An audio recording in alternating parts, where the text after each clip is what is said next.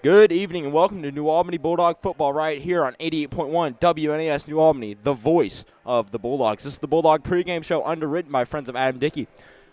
Play-by-play, you already know who it is. Cooper Jaggers, color commentary. Hit him, big man. Lincoln Stevens here. Yeah, that was legit. Yep, Lincoln Stevens. I don't know if they already know. I know, but I think they do. Hope so. They gotta know you. Hope so. That'd be pretty cool. You are the Lincoln Stevens. Thank you. I appreciate that. Second home game of the year, New Albany. Once again, taking on another formidable opponent here, New Albany Bulldogs, taking on the Brownstown Central Braves. Lincoln, the schedule's not getting any easier for New Albany. How do you think they can manage this part of the schedule and still keep the team together emotionally and mentally? I think for a lot of these games, you just have to hope for the best. And once you get past these games, you can focus on the easier games throughout the season that might get you some confidence back with the wins. Here tonight, I think they just have to go in like they have nothing to lose because, they don't really have anything house to money. lose. Yeah. Gotta be. Yeah, well, I think this is a New Albany team that at the beginning of the year, we talked about how together they were. It seemed as a team. It seemed like such an absolute brotherhood and things of that nature. We thought it would fall apart after Providence, and it took a bit of a hit, but New Albany seems to still be together. I think part of that is that the common goal here is still at hand. The conference is still in play. Everything this team wants to do is laid out in front of them. It's not taken away because they're 0-2 to start the season. They played two pretty solid teams here just in the state of Indiana. I know Providence lost last week, but that's their first loss in 2 seasons, so I think that's really a thing to hold for New Albany to be like, oh well, Providence isn't that good this year, But they've lost to two very formidable opponents. But this is a team that's still trying to learn how to win. I feel.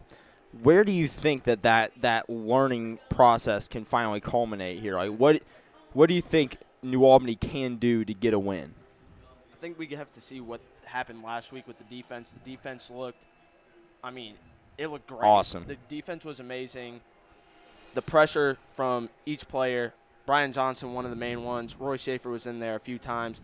The pressure the defense created and the opportunities they gave the offense all throughout the game they were giving the offense opportunities. So I think really for New Albany, the offense has to take advantage of the opportunities given by the defense, again, if that is what they are able to do against Brownstown, who I believe has a scarier offense than Lutheran. I think the way that they run their offense could be hard for the New Albany Bulldogs to defend. Well, they run out of the wing tee, so it's something that's definitely going to be a bit confusing for New Albany, the kind of process, because it is not a style of offense that you see a whole lot in modern football. Teams in the wing tee, you're really not going to throw the ball. It's like a game where you have to out-tough whoever you're going against. It's going to be a physicality matchup. Let's not make it seem like this is a Brownstown team that's not scoring, okay? Let's throw that out there right now. It's a Brownstown team. You know where I'm going. Brownstown opened it up 63 on Corden Central High School last week against a very, very good Charlestown team, a team that we like, a team that we're very high on. Why are you looking at me like that? Charlestown's pretty good. They got a nice win over Silver Creek. Yeah, and then didn't Silver Creek did lose to Salem, but yeah, I think better days are ahead of the Dragons. We'll get to that in a little bit when we get to our games around the area. They got a rough road test against Floyd Central, but I think they can maybe do something. Maybe they played them a little close last year, so that might be interesting. You doubted me last week when I said New Albany would play Indy Lutheran close, so don't doubt me when I say Silver Creek is going to play FC to a 35-point loss. A close loss right there. But a close 35. Close 35, like the close 35 last week. No, it was 31. You said New Albany was going to lose by 52. Yeah, I was wrong. Way off. Just by a little bit. No, but I think something that New Albany really needs and something that we have not seen yet, or a guy that we just have not seen a whole lot of, is the man they call bro, Chandre Oliver. We were really big on Chandre Oliver coming into the season. I'm still big on Chandre, Mr. Bro, Chandre Oliver. part of that might just be because, I like Chandre. He's my friend, But part of that is because I think he's a good football player. He's very fast. He's very technically sound. He's just kind of going through a lot of the motions right now. And I think for New Albany to really succeed against this wing T offense and all the looks they're going to throw at New Albany, Chandre Oliver needs to come up big today. I agree. I think if Chandre Oliver can come up big, that's setting the edge, because Chandre Oliver, one of the main edge rushers, if he can set the edge, I believe Jamal Chambers can also set the edge. It's just going to create a defense that perfectly counters what Brownstown is going for. So I think Chandre setting the line could really help out the Dogs to a victory. Well, I couldn't agree with you more. I think what's also going to help New Albany out a lot is the emergence of Brian Johnson and Clay Kaiser up the middle. They looked absolutely possessed last week. I don't know what it was. Would you call it an emergence for Clay Kaiser, though? I feel Clay like Kaiser, he's been here not for so a while. much with Clay Kaiser. Clay Kaiser's been known. Brian Johnson has always been a guy that we've kind of looked at as like, well, he could be good, this, and that. He just needs to get, mentally focused and things like that. And he looked focused last week. He absolutely brought it last Friday. He played an awesome game. Brian was a guy that on the depth chart, him and Lane and Keller were fighting for that second Mike spot, or that Will spot, depending on the look to New Orleans. And Brian Johnson, they were competing for it in the game last week. They couldn't differentiate themselves in practice, right? Keller comes in. He's doing fine. They put Brian Johnson in for one series. He played so good, he played the rest of the game. If that doesn't tell you all you need to know about Brian Johnson this season, I don't know what does. I think Brian Johnson saw that as his opportunity to prove that he deserves that starting spot. And obviously with the way he played, I agree. He deserves that starting spot, and he will be a huge asset for New Albany in this game as well. The runs coming up the middle, if they do, Brian Johnson hopefully will be there, because the way he's been playing, he looks like he's glued to the ball. Couldn't agree more. We're going to take a quick break. When we return, it's the WNAS pregame show underwritten by Friends of Adam Dickey on 88.1 WNAS FM, New Albany. This broadcast of New Albany Athletics on WNAS is being brought to you by the support of the following underwriting grant sponsors: 323 Inc., 413 Fitness, Abersold Forest, Amanda Braden with Schuler Bauer, Annie Lou's Pet Sitting Service, Auto Warehouse, Awaiting Serenity Massage Therapy, LLC, Be Kind Shirts, Bliss Travel Inc., Bulldog Tax Service Inc., Caesars Foundation of Floyd County, Calumet Club, Camp Quality Kentuckiana, Candy Pierce with Jan Schultz Realtors, Casa of Floyd County, and Chestnuts and Pro. This athletic broadcast on WNAS is being brought to you by the support of the following underwriting grant sponsors: CLLB Law, Clarksville Little Theater, A Clean Start LLC, Cody and Neely Law Office, Copier Mart, Cornerstone Foundation and Waterproofing LLC, Derby Dinner Playhouse, Discovery Time 2, EatSleepWrestle.com, Encore School of Music and Arts, English Roofing, First Harrison Bake, Floyd County Animal Rescue League, and the Floyd County Library. Welcome back to the WNAS pregame show underwritten by Friends of Adam Dickey. Just 5.5 minutes away from kickoff here in Lincoln. We're going to take a quick look at some matchups around the area here tonight. What? The anthem. Oh, we do got the anthem going. Well, you know what we're going to do now? We're going to go back to these lovely underwriting grants. We'll be right back. This athletic broadcast on WNAS is being brought to you by the support of the following underwriting grant sponsors: Falula Makes 5, Friends of Adam Dickey, Full Moon Martial Arts, Glow Aesthetics, Grindhouse Pro Wrestling, Gummy Heating and Cooling, Handy Storage, Heather Robinson Realty, HelpSellMyRV.com, Hoosier Action Committee, House of K Boutique, J. Allen Formalwear, Jason Bilau's Music, Jeff Strold Agency, John Waters Incorporated.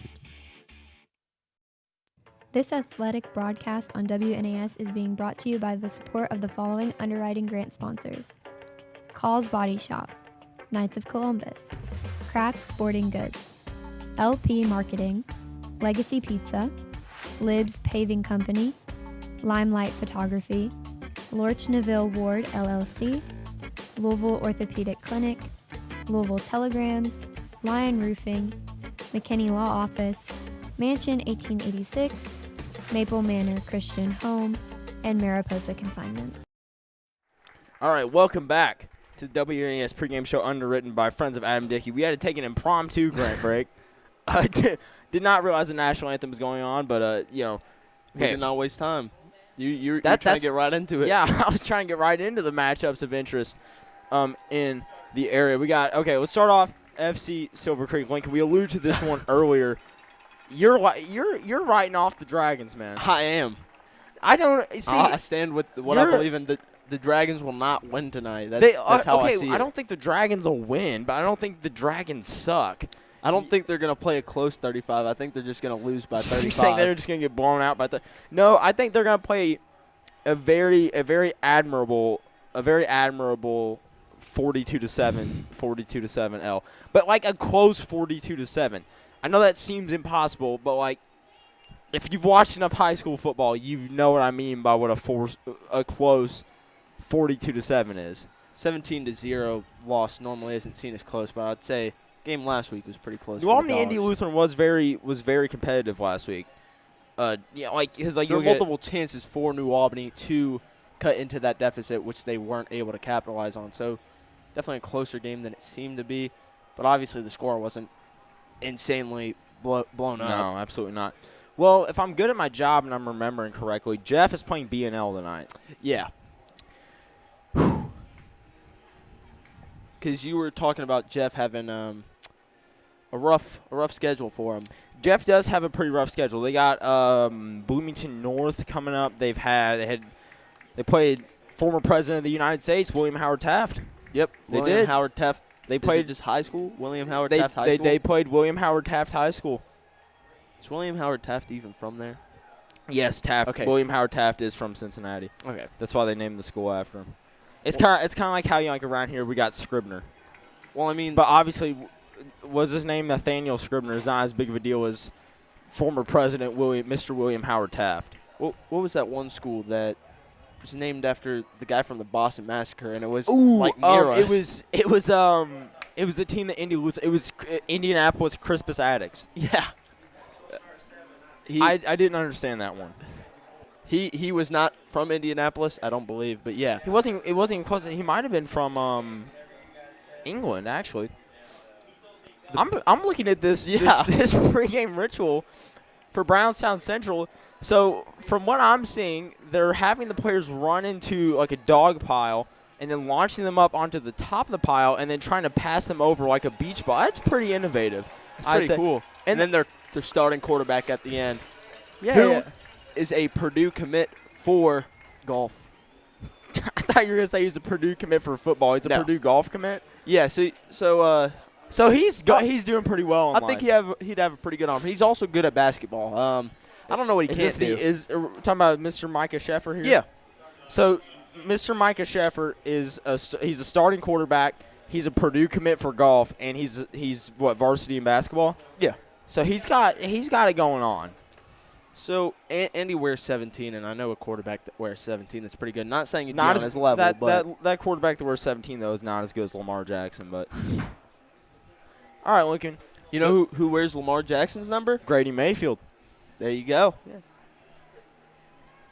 We got Triple H's music playing over the loudspeakers here to accompany New Albany entering the inflatable Bulldog here in the south end zone. Lincoln, what are the keys to victory here tonight for New Albany? Went over them, and I think it'll say the same. It's the Bulldogs' defense that's going to have to pull through. I believe the offense can do well if they stick to a good ground game, but also go to the air more. They didn't go to the air enough, and when they did go to the air, it wasn't the point to go to the air. They went 4 downs in a row after not passing for about the whole game.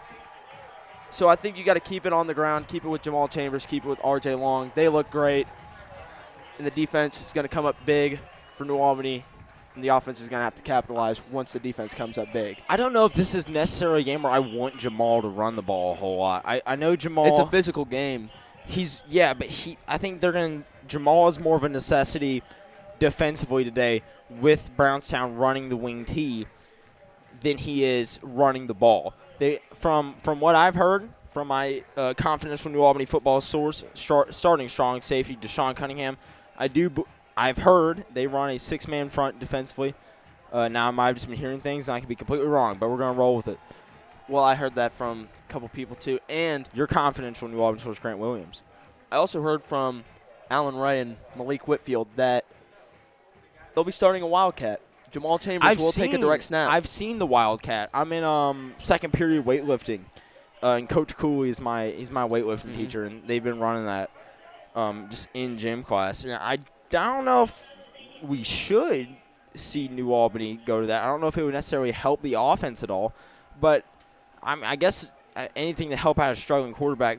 Grady Mayfield only 7 of 30 passing on the season now. It looks worse than it actually is, though, I feel. Yeah, I was also told during that Wildcat formation it will be Grady lined up in the slot. So yeah, we will see how that's going to go. From what I've seen, Grady's going to come over on like a sweep, and they're going to throw Grady a screen, and then they're going to have like Grady throw it. So a trick play, some weird type of Wildcat trick play where you just throw it to the quarterback and then he hope for the best. Every time I see Wildcat trick plays, you remember the Jets last year where Aaron Rodgers, they had that bubble to Devontae Adams. Where he's just going to throw it right back. Throw it right back to him, but then Rodgers threw it back to Devontae. He got absolutely blown up. But, yeah, I think that's something I'm worried about because if Jamal goes to Grady and he gets the ball, what's the quarterback going to do when he has the ball in the backfield? He receives it in the backfield. I wonder what he would go for. I just hope he doesn't try to force anything because I feel like with the flea flicker, obviously the goal is to try to take the top off defense, go deep, score a touchdown. But if it's not there, Grady has shown his patience very well this season. That's one thing he's definitely been good at, is not making bad mistakes, you could say. I think it's also like a two-sided sword because sometimes he'll sit in the pocket too long and not make a decision, and then he just eats tackle for loss or a big sack, and it ends up hurting him in the end. But like you said, doesn't force anything, and sometimes he's thrown interceptions, but I don't believe any of them are really bad. So well, there was one. His first one to George was not his fault. George ran the wrong route. The one last week where he overthrew his man and it got tipped up, I would put that one on Grady. Yeah. It's a bad ball. But Brownstown has won the coin flip. They have deferred. New Albany will receive here. We got R.J. Long and Clay Kaiser, the 2 men deep. I'm not big on R.J. as a kick return, but we'll see how it goes. For New Albany, you would want Clay Kaiser to get the ball during the kickoff. We saw against Providence that it did get taken back, but he fumbled the ball and was able to take it all the way back for a touchdown. That got called play back. That was ultimately called back. Well, Clay Kaiser will not have to field this one, ladies and gentlemen. Kicked out of bounds about the 10-yard line. New Albany can get the ball. Very good starting field position here. 35-yard line, something they have not necessarily had, Lincoln. Yeah, this is some of the best offensive starting position for New Albany we've seen in a while. Normally they're backed up. Way back there. I think this might be the best starting field position New Albany's had all season, if I'm not mistaken. I think they've gotten it at the 50 a couple times, or maybe against Providence about once. I think you're having revisionist history. I don't think that happened. I might just be going crazy, but possibly. Players are set for the first play. Jamal Chambers there at the tailback. Hoping for a bit more R.J. Long here tonight. Jamal's role defensively. Mayfield takes a snap, looks to his left. He's caught, bubble screen. We dropped for no gain here. That was Nick Smith, sophomore wide receiver. First time we've seen him. First time we've called his name all season. I was looking at my roster. Didn't know 81. Nick Smith, sophomore wide receiver, getting his first varsity looks here tonight. Big name you have to look for on that defense is Grayson Cassidy. Absolutely. A man we were talking about pregame, Chandre Oliver, entering the ball game. On offense, though. Well, they've been using Chandre as a blocker on the side that they're going to run to, so it's no surprise. This handoff going to Chambers to the right side, nothing going for him. Breaks back inside, gets back to the line of scrimmage. And now, Lincoln, I got to say, there's a lively Brownstown Central crowd here. There's a lot of Brownstown fans. A lot of Brownstown, but not too far away, just about an hour, just a little bit outside of Seymour. And one thing I'm really liking about the Brownstown crowd is they got the cowbells like Mississippi State. They got our own little student section. They do have their own student section, which honestly I think enhances the game. Yeah. 3rd and long here for the New Albany Bulldogs here. Mayfield drops back, looks left, looks back to his right, rolling out, pump faking, no one open. Just going to throw it out of bounds, a 3-and-out to start for the New Albany Bulldogs. Lincoln, obviously not the start you wanted here for New Albany. I mean, the defense was all over every receiver. Grady tried to make something happen, kept the play alive as long as he could, ran all the way to the sideline. Nothing going for him, had to just throw it out. Took a little bit of a hit after, but nothing too bad to call anything on it. But it doesn't seem like New Albany is really adjusted offensively from last week. They're running the same 2 tight end look that did not work last week. He scored 0 points. And you got to say, it's just a bit perplexing here. Back to Kaiser. Gets this one off the toe for Kaiser on the punt. It's going to drop and roll back to the Brownstown 49-yard line. We're going to take a quick break here. When we return, you're listening to New Albany Football on 88.1 WNAS New Albany. This athletic broadcast on WNAS is being brought to you by the support of the following underwriting grant sponsors: Mathis Pharmacy, Maxwell's House of Music, Myers White Incorporated, Midtown Print Company, Miracle Method Surface Refinishing, Mustard Seed, City of New Albany, the New Albany Housing Authority, the New Albany Lions Club, the New Albany Professional Firefighters Union, New Washington State Bank, The Odd Shop, Olmsted Parks Conservancy, and Olive Tree Resources. This athletic Welcome back to New Albany Football right here on the Voice of the Bulldogs. 88.1 WNAS. Carry up the middle for Brownstown. Could not make out a number, but a gain of about 9 here. We got Looks injured, like Allen Ray injured Bulldog on the field. That's Allen Ray. Definitely Big player. Not the man you wanted down on the field for the New Albany Bulldogs. That could be absolutely devastating here, Lincoln. Didn't for sure see the hit. It's a big formation. Brownstown coming out of wing T. Fell forward for about a first down. Thought they got the first down. They're going to mark them short by 2 yards. Well, we know from last week that Southern Indiana referees can be a bit with the spot. Is Allen able to walk off the field under his own power? I think he got grabbing around it, possibly got hit below the belt here, grabbing around his midsection. Hopefully it's nothing probably too the best big. case scenario. He was grabbing his lower leg. Definitely good news here from New Albany. Well, depending on what it is, you never really know.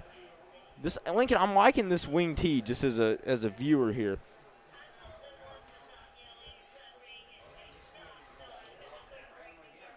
Middle once again. That was 12 for Brownstown on the carry. Trevor Brannaman plunges forward for the first down. What Micah Sheffer is doing, just when the snap happened, just kind of throwing me off. He does a lot of movement with the ball. He's really selling that He fake. really sells the fake, messing me up. So if it's messing us up, imagine what it's doing to the defense. Not saying I'm smarter than the defense, but messing me up pretty bad. Hit off once again up the middle to Brannaman. Gain of about 5. Trevor Brannaman definitely carrying the load of the offense right now for Brownstown Central. 3 plays from scrimmage, 3 carries. That one for a gain of 5. Brownstown now in striking distance at the New Albany 29-yard line. Something we were talking about all week, that offensive line of Brownstown. Just you can see it from here, the size of each individual player on that offensive front. First snap to Sheffer. Pitch to the outside for a first down here. It looked like Preston Garrison. A guy that's, we're going to be calling his name a lot from your pregame report, Lincoln. Yeah, he averages 16 yards a carry as of now, so probably we'll call pretty that name solid. a few, He averages times. 23 yards a catch as well. 3 catches, 70 yards on the season, 11 carries, 181 yards. Definitely efficient with his looks so far, I would have to say. Snap up the middle once again. Direct snap to Trevor Brannaman. Plunges forward for a gain of about 3 or 4. Allen Ray made his way back to the field, but that play right there, it's really the first time New Albany's done something well on defense, and that still went for 5-6 yards right there. We're waiting the spot. 6 yards on the gain now for Brownstown Central, now firmly inside the red zone at the New Albany 16-yard line. Sheffer, hand off to the outside. That's Garrison, cuts upfield, down inside the 5. Brownstown Central looking to strike early here, already inside the New Albany 5-yard line. Lincoln definitely not the start the Bulldogs were looking for, but not out of character for Brownstown. Like we said, I mean, this is a team that's averaging what, 67.5 points a game so far this season. They got 70 and 63, if I'm doing my math right. Sounds about right. Well, we'll figure it out, okay? I'm not too bad at math myself. Up the middle, Brannaman waiting for the spot. It looks like he got in. Thought that was Trey Sweeney. Well, no signal from the referees, but it was a touchdown. Is it Sweeney or Brand? It was 16. Yeah. Trey Sweeney, his first carry of the game for Brownstown. Trey Sweeney, a name we're also going to call a lot, averaging 7 yards a carry this season so far. It must be awesome to be Micah Sheffer, just to be able to hand it off. I mean, Micah Sheffer's done damage through the air as well, though. He was 15 of 20 last week. That's just overall. Overall in the season, 15 of 20. We got some movement here before the snap. Looks like it's going to be a false start here. It looked like Lyndon Lanier jumped for Brownstown Central. So the officials confirmed the call. It was a false start on the kickoff team for Brownstown Central. Just going to make that extra point a little bit more difficult. And, you know, in high school football, that can mean a lot, Lincoln. My favorite thing about this offense so far is anytime that ball snapped, there's not a New Albany defender that isn't getting blocked. Absolutely there was not. a free lane. No matter where you went, you had about 5 or more yards no matter where you were going. Everybody was blocked. So much space for the running backs to work with. I can see why they average so many yards per carry. Well, we said it'd be a battle of physicality as the kick is up and good. And that physicality matchup is definitely tipping in the way of Brownstown Central. You can definitely see the culture that head coach Reed May has built. His teams are going to hit you hard. They're going to hit you a lot. They're going to hit you all night long, and they're not going to quit. You're seeing that a lot tonight. New Albany being physically dominated right now by Brownstown Central. I mean, we're just, 4 minutes into this ball game. New Albany went 3 and out. Brownstown went and scored a touchdown immediately. If I'm not mistaken, that kick right there, Nathaniel Conyer, he's ranked in the state or nationally just based off how much time or how many times this Brownstown offense has scored. How many times he's had to kick an extra point? Yeah. Just how many points he has? Well, this season he's made it every time. He has 19 this season. Yep. See, I feel like it'd be so awesome to be a kicker for a team that's scoring a lot. If you can kick it pretty well and your team just can't keep be stopped, trotting out for an extra point. It's got to be pretty fun.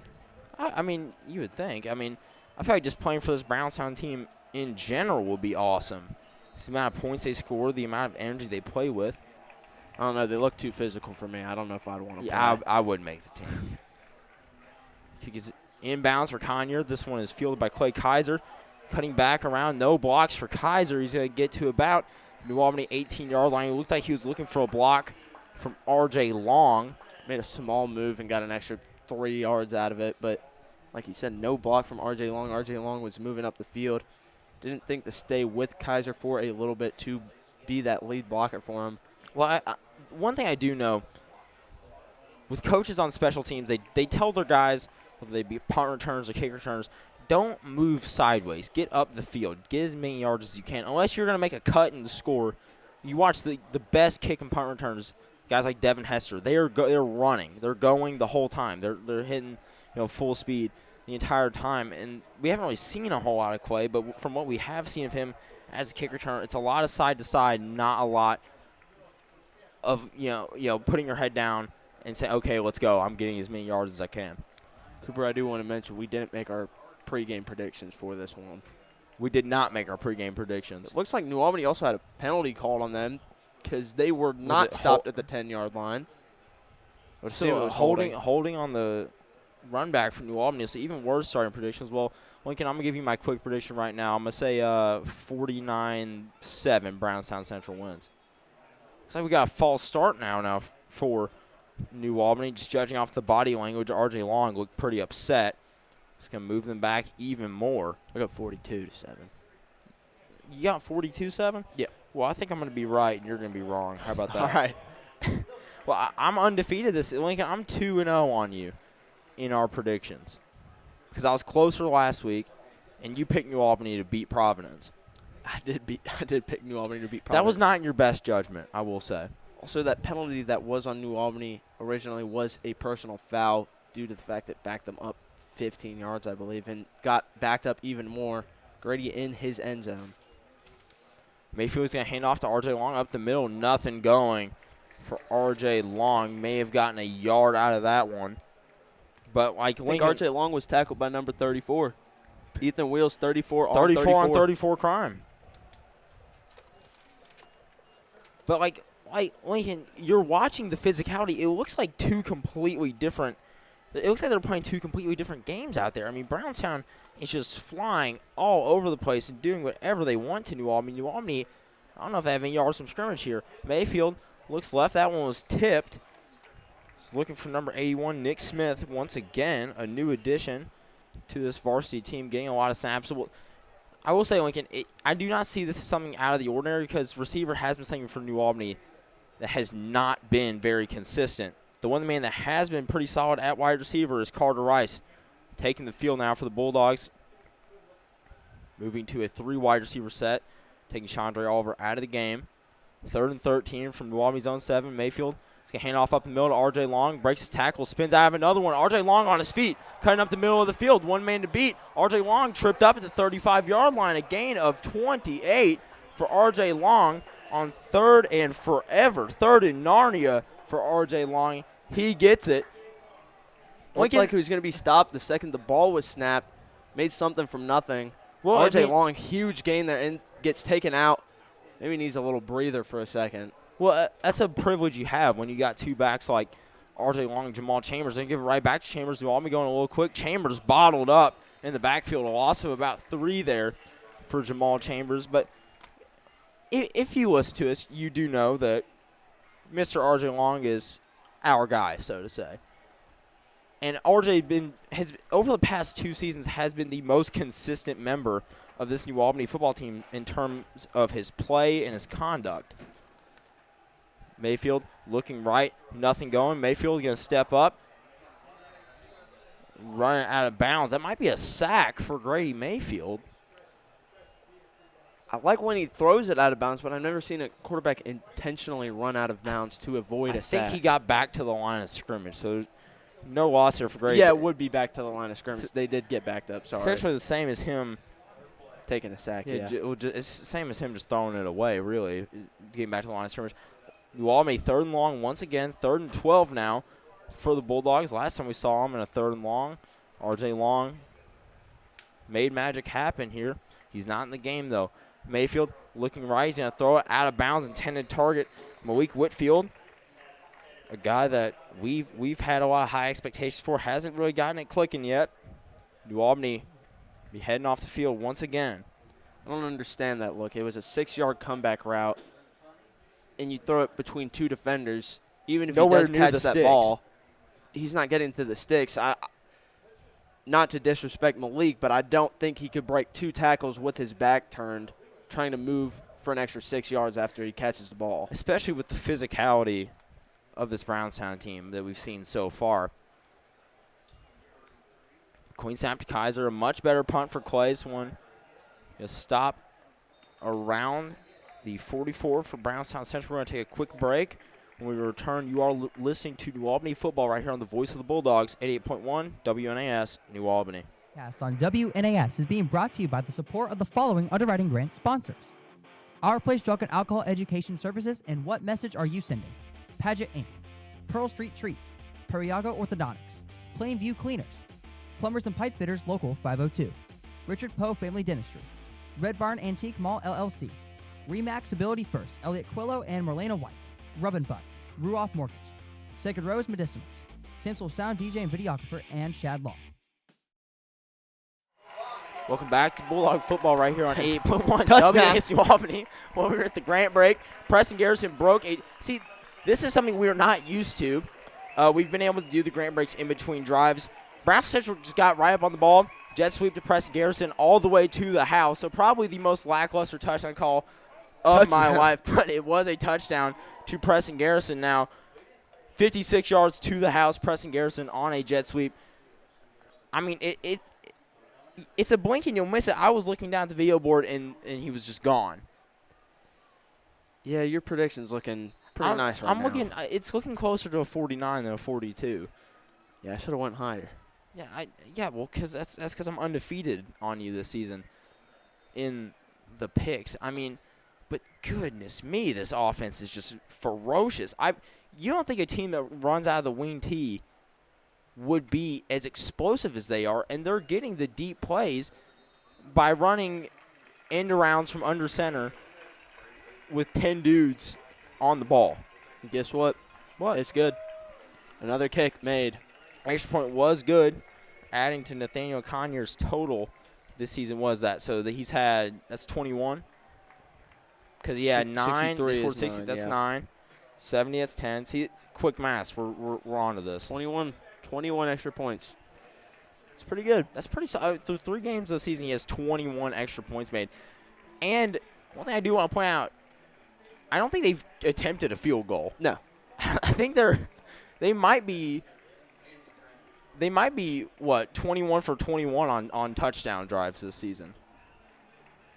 Yeah, they're pretty good Pretty offense. solid offense. It is USA night here for the Dog Pound student section here. We got some Toby Keith playing over the loudspeaker. It's more American than wing tee.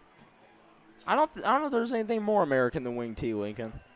I feel like because as much as people love baseball, I'd say football is America's game, and wing tee is the purest form of football. Conyer, fielded by Kaiser, about the 10-yard line. Clay going left and right once again. He's going to be bottled up around the 20. Another flag. I think if he took it to the inside on that one, he had the man beat. He had tons of open space, cutting up the field. See what this flag is. I didn't see anything. It was not near the ball whatsoever. Possible block in the back or something of that nature. It'll be another penalty on the New Albany kick return team. But, it's just like you talk about the leap that New Albany took really last week defensively and holding an Indy Lutheran offense that scores a lot of points. And obviously not as much as this Brownstown Central team. They score a whole lot, right? They flipped that on its head. They held them to 17, mostly due to field position and things of that nature. But now this week, Brownstown's almost matched that total, and we're just 6.5 minutes into the game here, and Brownstown is doing whatever they want, whenever they want, to New Albany here. New Albany now starting this drive once again deep inside their own territory at their own 11-yard line. Carter Rice going to be sent in motion. It's going to be a false start for New Albany. The 2 men on the edge, that was Elijah Gum and Isaiah Thomas on the right side there. That's another false start for New Albany. And the penalties now really piling up for the Bulldogs. I believe that's, 4 now? Somewhere around that nature, because they've had 2 false starts. Then the 2 holding calls. A block in the back. I think the first one was a personal foul, right? Yeah, it was a personal foul, sorry. Which is something you cannot, just cannot have, especially in a home game or just in general. 1st and 15, New Albany at their own 6-yard line. Carter Rice in motion. It's going to be a sweep out to him. He cuts up field. Nothing going for Mr. Carter Rice. Possible gain of about maybe 1 or 2. I'll tell you what. There's some type of magnetic force in Brownstown's helmets that's just a magnetic force. That's just drawing them to the ball. The second the ball snapped, they're all there. There's not a guy that's not on the ball. It's like these guys, they go to bed at night and they dream about seeing the football.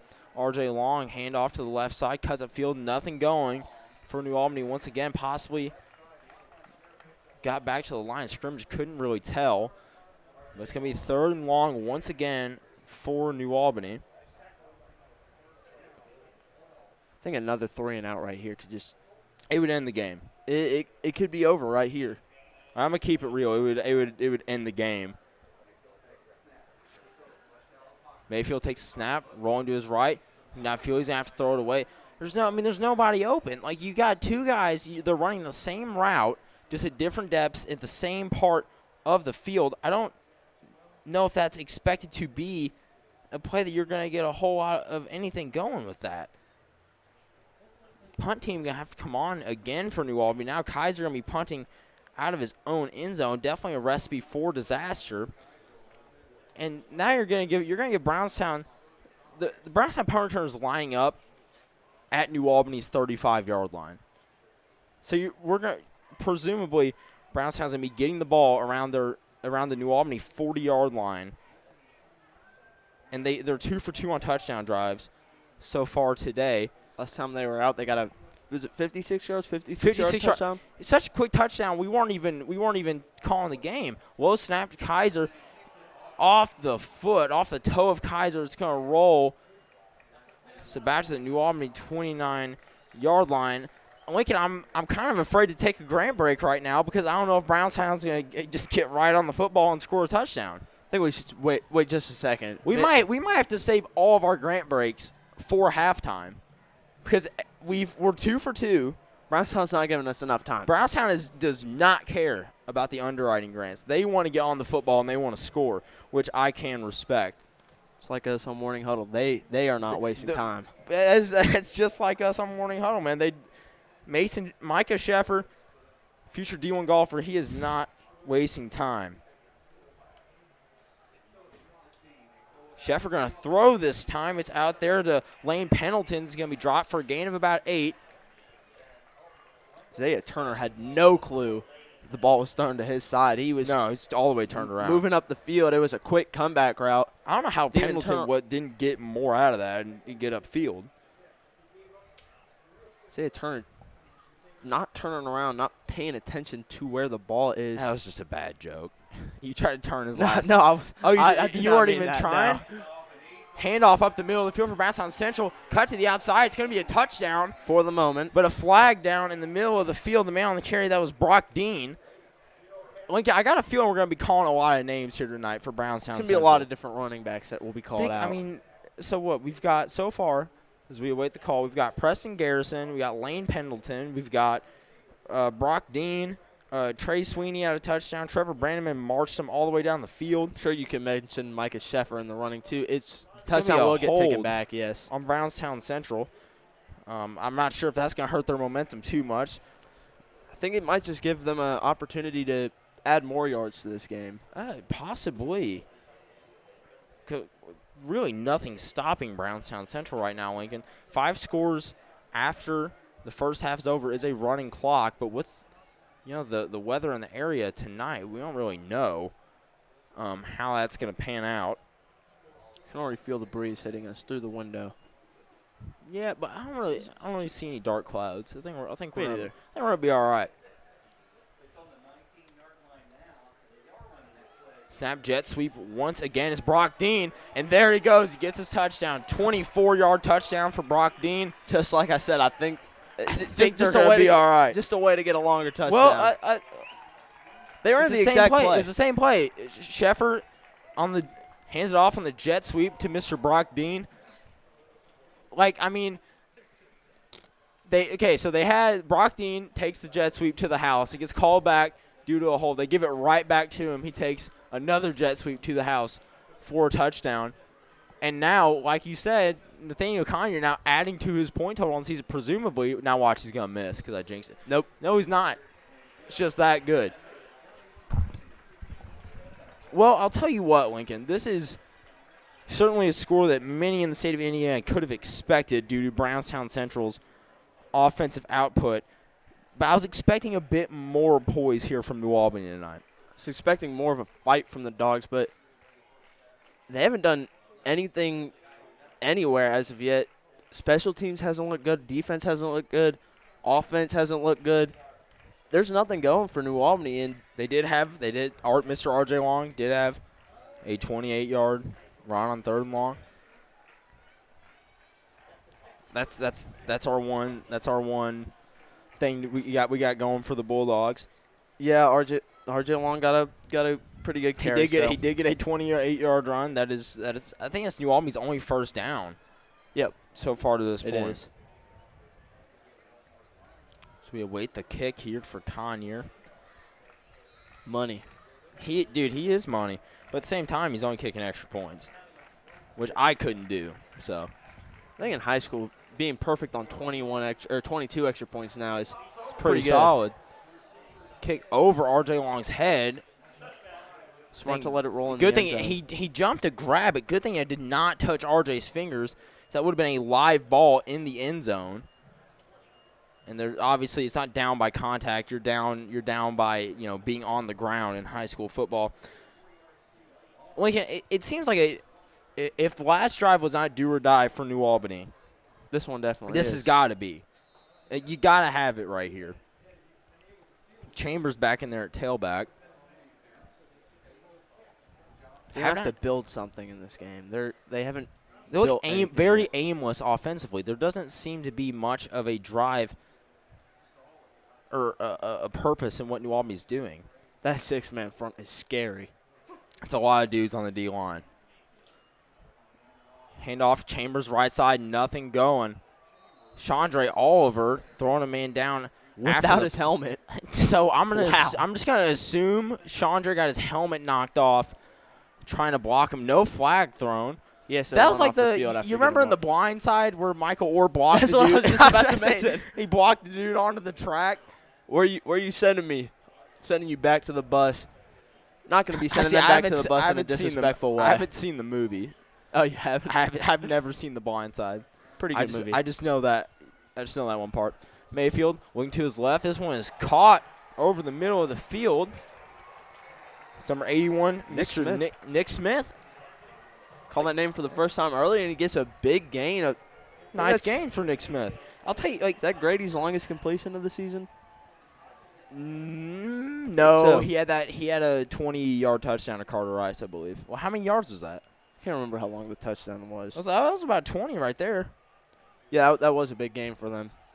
Hand off to the left side. Jamal Chambers gets upfield for a gain of about 4. Jamal has really had nothing going here early on. Jamal reached for 5. I feel like if they Jamal give falls somewhere, Jamal, you got to give him the extra 1 or 2 yards before you even see where the ball's placed. Yeah. He always is able to reach for the extra bit. They always give it to him. Yeah, just 3 carries for -1 yards for Jamal Chambers here tonight. And give it to him again. Chambers cuts upfield, has a lane, a first down run now for Jamal Chambers. Looks like a gain about 8 there. Well, you never know. Like you said, you never know Jamal. Like I said, I compared Jamal last week to Reed Richards from the Fantastic Four. It seems like when he reaches out, when he falls down, that he gets more yardage than pretty much any other running back I've ever seen at this point. Another handoff. Chambers to the right side. Absolutely nothing going. That looked like Kai Trueblood in there on the hit. Listed as a defensive back, unless I'm just wrong on that number. What number was it? I thought it looked like 6, but I think Trueblood came in on a corner blitz, and he was so fast that I couldn't really make it out. I feel like they blitz a lot either way. If you have a 6-man front, you're probably blitzing. You're not really playing for the pass. Mayfield takes snap, looks left, looking deep for Nick Smith, looking for it, and is that intercepted by Kai Trueblood? Both of them went up for it. Kai Trueblood just steals it out of Nick Smith's hands. That's an unbelievable play by Kai Trueblood. Oh, my goodness, what a play on the ball by Trueblood. It takes a different kind of composure as a cornerback to see the ball coming your way, not get handsy, not get a penalty drawn, especially when it's one-on-one going down the field, and to make a play on the ball like that. Smith catches the ball, and Trueblood rips it out of his hand going to the ground for the interception. Now Brownstown, He caught that one over his head. Stole it from over his head. an unbelievable play by Kai Trueblood. Sheffer's going to swing it out to the right. That's Preston Garrison. Garrison looking upfield, reading his blocks, breaks a couple tackles. Garrison still on his feet, out at about the 45-yard line. Everything is cooking in the kitchen for Brownstown Central here, Lincoln. I'd feel safe running the ball on this team, I think. With the blocks that I've been seeing far this game. You could put Paddington Bear back there at running back, and he would get yards. This O-line absolutely tearing it up. The receivers blocking downfield Lynn every Pendleton which way. on the lead block there. Handoff to Preston Garrison, left side of the field, gain of about 5 for Garrison.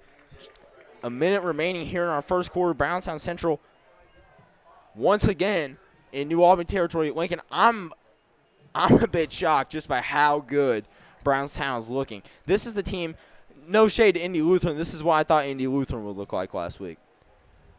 This Brownstown team looks absolutely phenomenal. Sheffer looking to his right. That's complete Lane Pendleton. It's a gain of about 4. Going to bring up third and very short. You know, I was talking to my guy Grant Williams. Your confidential New Albany Bulldog football source. He said Cooley told him Brownstown is the best team they're going to face. I said no, it's probably Lutheran. No, they're making me eat my words now. I think it's Brownstown. I think Brownstown is the strongest team on the schedule here. That'll take us to the end of the first quarter. Brownstown Central 21, New Albany 0, an egg, nada, whichever way you want to put it. We're going to take a quick break here. When we return, it's New Albany football on 88.1 WNAS New Albany. This athletic broadcast on WNAS is being brought to you by the support of the following underwriting grant sponsor: Schmidt Furniture, Schneck Mental Health and Wellness, Sharp Images Spa and Salon, Stephanie Young Counseling Services, Sword Sport and Wellness, and Sounds Unlimited Productions. Sweet Stuff Bakery, Talk to the Tail Pet Salon, Happens, Toby's Lawn and Landscape, County Councilman Tony Taran, Touchdown Business Solutions.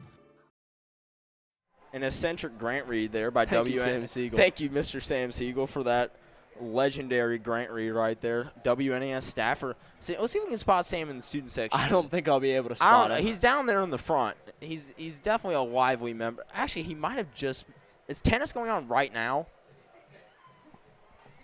Can't see the tennis courts to the left. Just out of our view. But that might explain if Sam Siegel is not here, because Sam Siegel, very, very good at tennis. How the game's going, I think even if he was here, he'd be leaving pretty early. I don't think he'd be leaving. Sam loves the New Albany Bulldogs. Pressure on Sheffer. He's looking deep, throwing right at Jaden Farley, just out of the hands of Lyndon Lanier. I wasn't saying he would ditch them. I was saying that it would end earlier than expected. The game will run. Way it's looking, the running clock, it looks all but certain right now. This is the first fourth down that we've seen for Brownstown Central, but that they treated that third and short like it was a second and short. Well, that's their play to do whatever they want. Because a run up the middle now for Brownstown Central. It's going to break free into the second. They needed 1 yard. They got 20. They did get 20. That was Evan Stahl there on the carry. Add that to the name of running backs we've had. Number 15, Evan Stahl.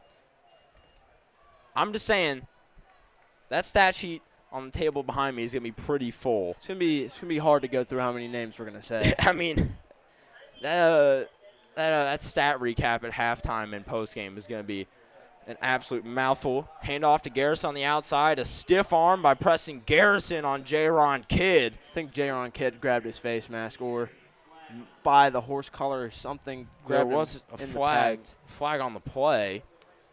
Just from the area of the penalty out, Lincoln. I'm going to do something I never do. I'm going to admit you were right.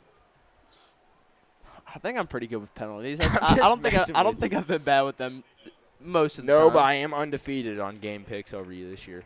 Face mask. Now. It's going to be a self-admitted face mask on J-Ron Kidd. Looked at the officials, pulled down his face mask, and patted himself on the chest. That's going to give an extra 15 out of Brownstown Central. Definitely a team that does not need the extra yardage. It's going to put Brownstown up the 18. Did they not add the yardage onto it, or are they just – okay. Brownstown Central now at the New Albany 18-yard line. Excuse me, the 17. Shrum's going to run this one. Never mind. It's Lyndon Lanier. Bounces it out to the left side. Is that a new name? No, we said Lyndon. Well, that's a new one on the stat sheet. His first touchdown of the game. Lanier on the jet sweep to the left side. He was the guy on that deep ball that got overthrown. Yeah. But that is his first touchdown of the game. Possibly first of many with how this one is looking right now. It's been a different touchdown scorer every time.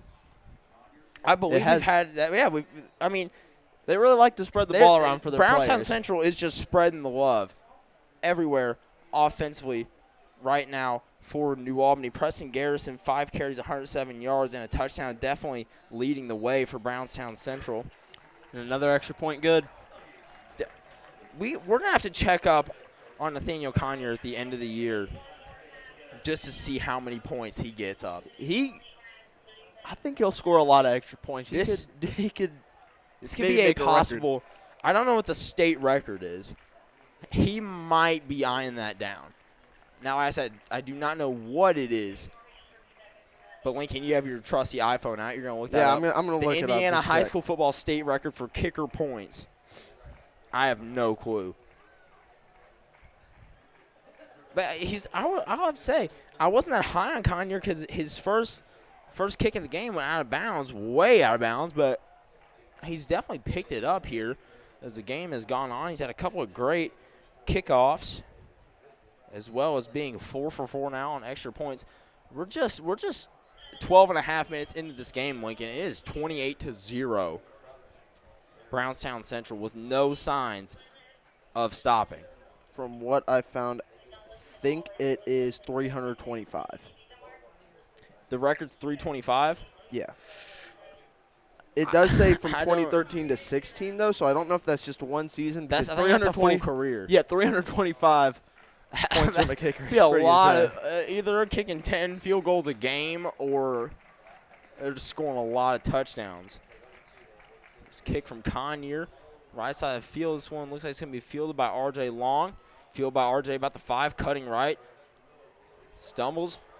It's upfield, gets it to about the 16-yard line here. In a single season, it's 128. 128 in a single season. So what? He's got 9, 10, and 4. So what? So he's got 23 on the season. What did you say the record was? 128. He's got a long way. Either they got to win the state championship or they got to score a lot more points. It's 2 people that share it. The guy that holds the record for just most in general is also tied for first place. Yeah. Okay. Well, I'm rooting for Mr. Conyer. I can say that.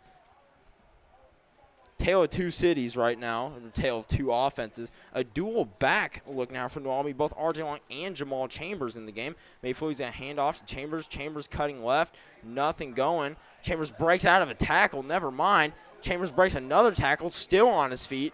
It's like a gain of about 7. When he got held up there, he started moving. It looked like me when I tried to walk in the pool. He was just throwing his shoulders and trying to move forward. When you try to walk in the pool. That's almost as good as my Paddington Bear one. The Paddington Bear one. That was funny. pretty good. That got you going. This is the first time we've seen a dual back from New Albany since last year. We did go with this dual back look. Yeah, a lot. It completely went away from it this year. They hand off to R.J. Long. Absolutely no blocks there for R.J. Long. It looked like Dominic Cody in there, number 13. What Jamal got them is about taken away now. That is true. I'm trying to figure out the number on this. Hold up. It's 15. It was Evan Stahl. He had a touchdown earlier, right? Yeah, Evan Stahl, touchdown, big hit on R.J. Long. Might go back on the field after this and score another time. Handoff to Chambers, dropped in the backfield. Nothing working for New Albany offensively at all. And now, I mean, this decision time for Coach Cooley. They're going to send out the punt unit. I think that was Joe Roberts on that big tackle for loss. it's not very often you see Jamal just get dropped. That's what I was about to say. It's not very often I've seen Jamal just get taken down from the first guy on him. He usually is able to move a little bit. Not Completely that case. stopped in his No. track. Not even tracks didn't even start the second the ball was given to him. The train didn't leave the station. Yeah. Engine malfunction on the train. A low snap to Kaiser. Barely gets this one off. A big hit on Kaiser. The punt was tipped, so no penalty. Oh, They're going to throw the flag now, but I'm going to assume this is a unsportsmanlike conduct possibly, because I don't think that would be roughing the punter if the ball was tipped. Unsportsmanlike conduct on That's a good New call. Albany. I'm going to assume, based on trends recently in New Albany football, that either something was said by Clay or a body movement made by Clay there. Clay, very emotional player at times. But now New Albany defensively setting up their own 17, and Brownstown is looking for 35, Lincoln. Just what, 14 and a half minutes into this ball game for their 35th point of the game. Already in the red zone here. We're going to move them up here because of the penalty. It'll be half the distance to the goal. You know, if I was New Albany, I don't think I'd ever want to schedule Brownstown on the homecoming night again. Yeah, or in general. It is homecoming night. I forgot about that. We haven't made our homecoming picks, Lincoln. Well, stay tuned for the Mustard Seed halftime show where me and Lincoln will review some hot dogs, make our official picks for homecoming. So a one-handed catch for a touchdown. That was Lane Pendleton. There's a flag on the play, but that is that okay? Please do not be offensive pass interference. What a catch by Lane Pendleton for the 9-yard fade ball touchdown. Referees are discussing it. Pass interference defensively. J-Ron Kidd, oh my goodness, an unbelievable play by Lane Pendleton. Now Brownstown Central up 34-0 on New Albany. I'm sitting here catching flies in my mouth. I'm shocked. You never heard of that? I've never heard the phrase catching flies in my mouth. That's what my friend's dad, Doug, says to me. Was that what Doug Bird said? Yeah, he says, you look like you're catching flies. Oh, man.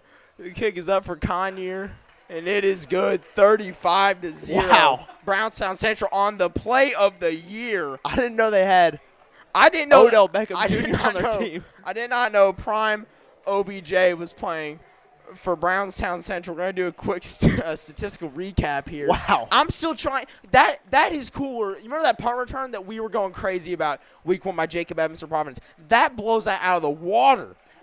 Sheffer just two of 3 passing here, but 16 yards and a touchdown. And probably the coolest touchdown we'll see all year. I mean, easily. Pendleton, 2 for 17 and a touchdown. Garrison, 1 for 8.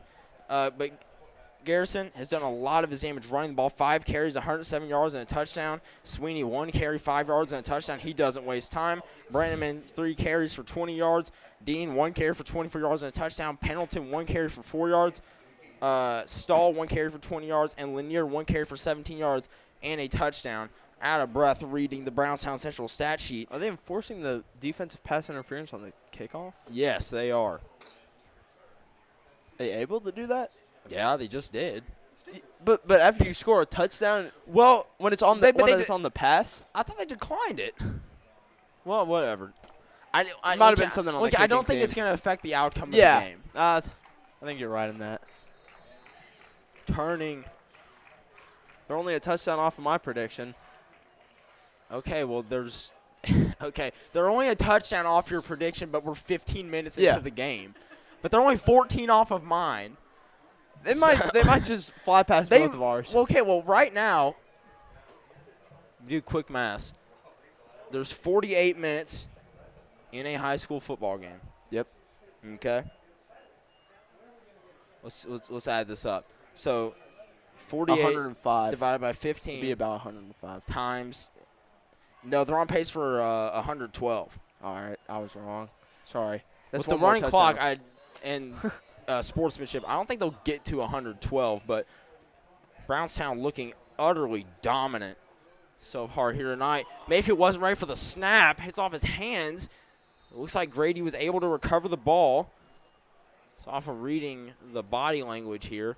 Speaking of body language, New Albany sideline absolutely depleted right now. Can't say that I blame them. Speaking of body language, during that play, the ball came out and R.J. Long just stood there and started shaking his head. Didn't attempt to do anything. Just disappointed almost in the team.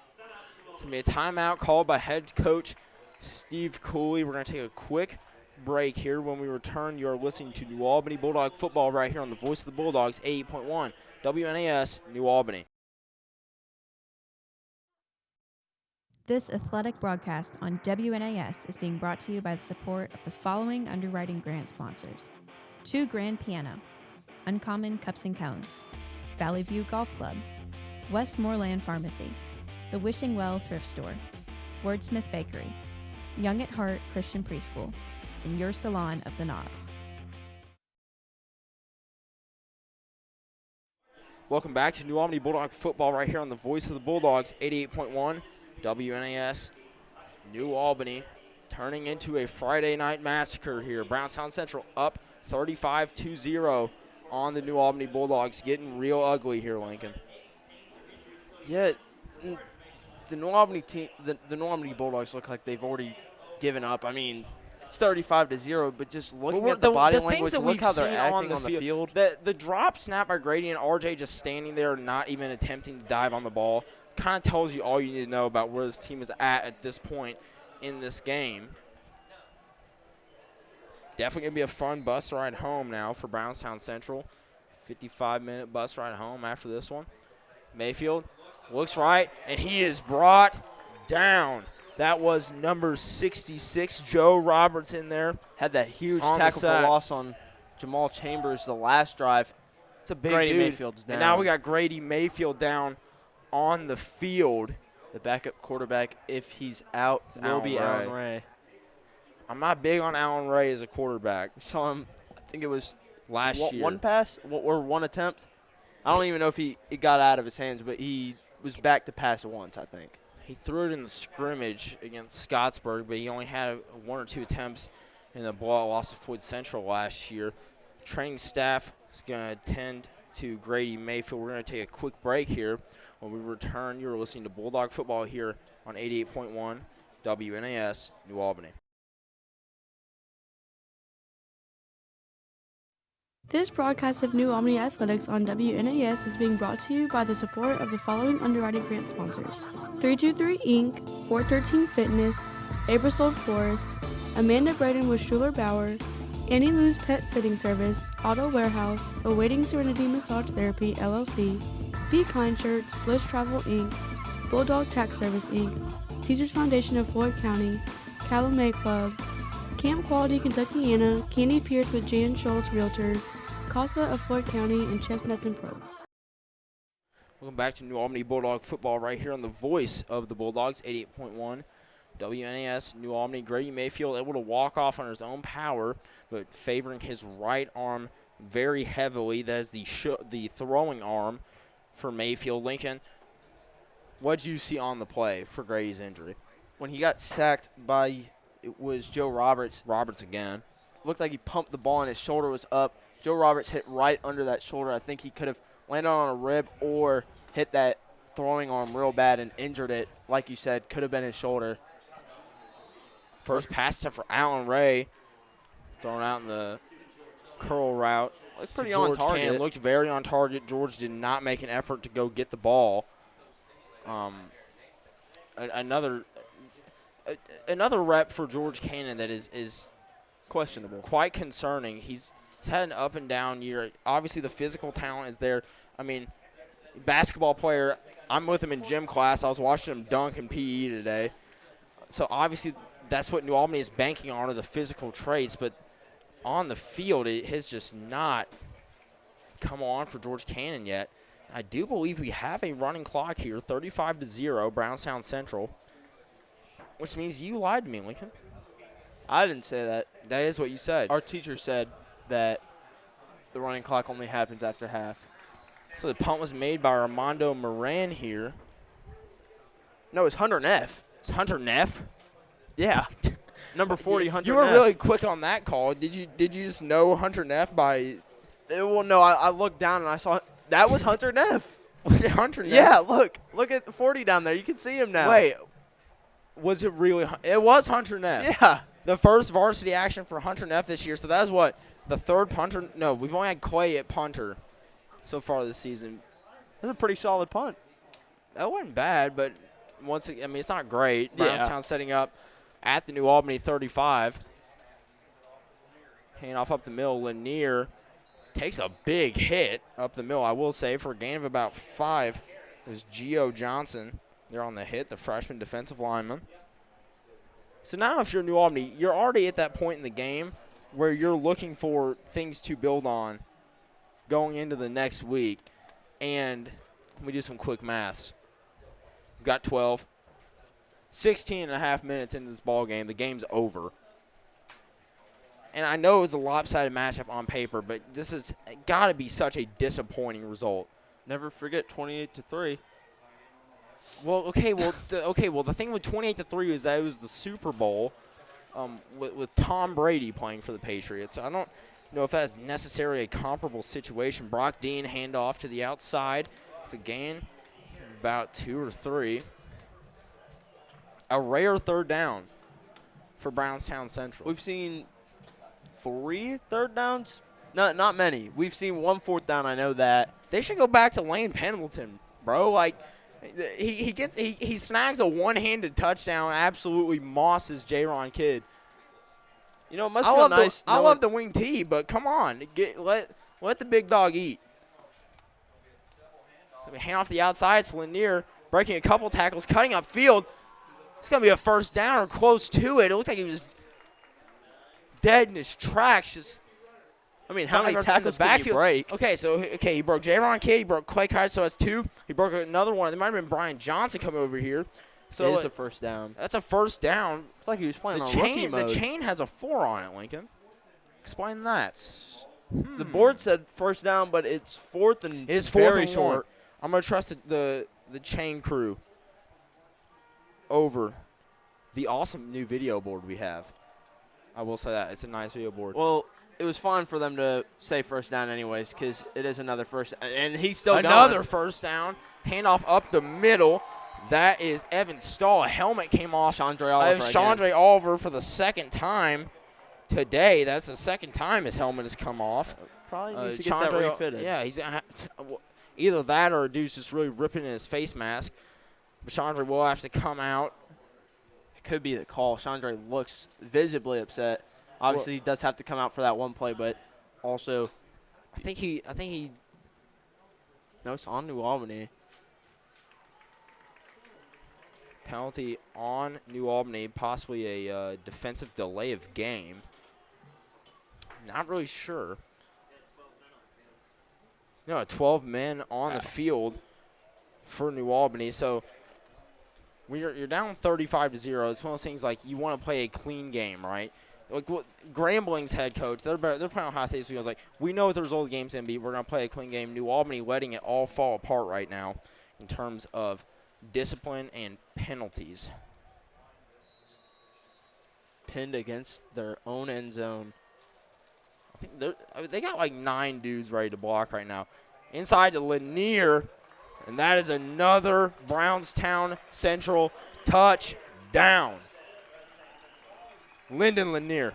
Believe it's the second of the game. You know, I said it earlier, just a minute ago, but looks like they're playing rookie mode. It looks like they have max blocking stats. It looks like freshman mode on college football. Doing whatever they want, whenever they want. Brownstown Central now up to a 41-0 lead, pending the extra point for Nathaniel Conyer, who me and I'm going to say 42. 42-0. He's been pretty good. I'm going to say I'll go with that. He's up for Conyer. It is good. 42-0. The Brownstown Central Braves absolutely taking what they want against the New Albany Bulldogs. here on this Friday night. We're going to take a quick underwriting grant break. When we return, it's New Albany Bulldog football right here on the Voice of the Bulldogs, 88.1 WNAS, New Albany.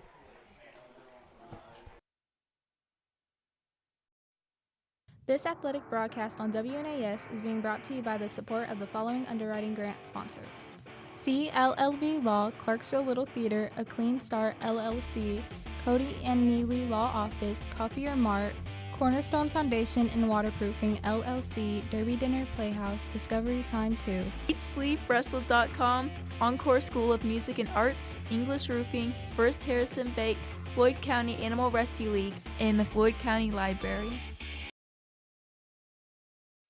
Welcome back to New Albany Bulldog football right here on the Voice of the Bulldogs, 88.1 WNAS, New Albany. If you're just now tuning in, you're a New Albany fan, you might want to change the channel or switch to a different YouTube channel, video, whatever you want to do. Brownstown Central up 42-0 on the New Albany Bulldogs. Just a quarter and a half into this game. Been a rough one for New Albany, Lincoln. It's not going very well. Conyer waiting to kick it off here. This one's curving to the left.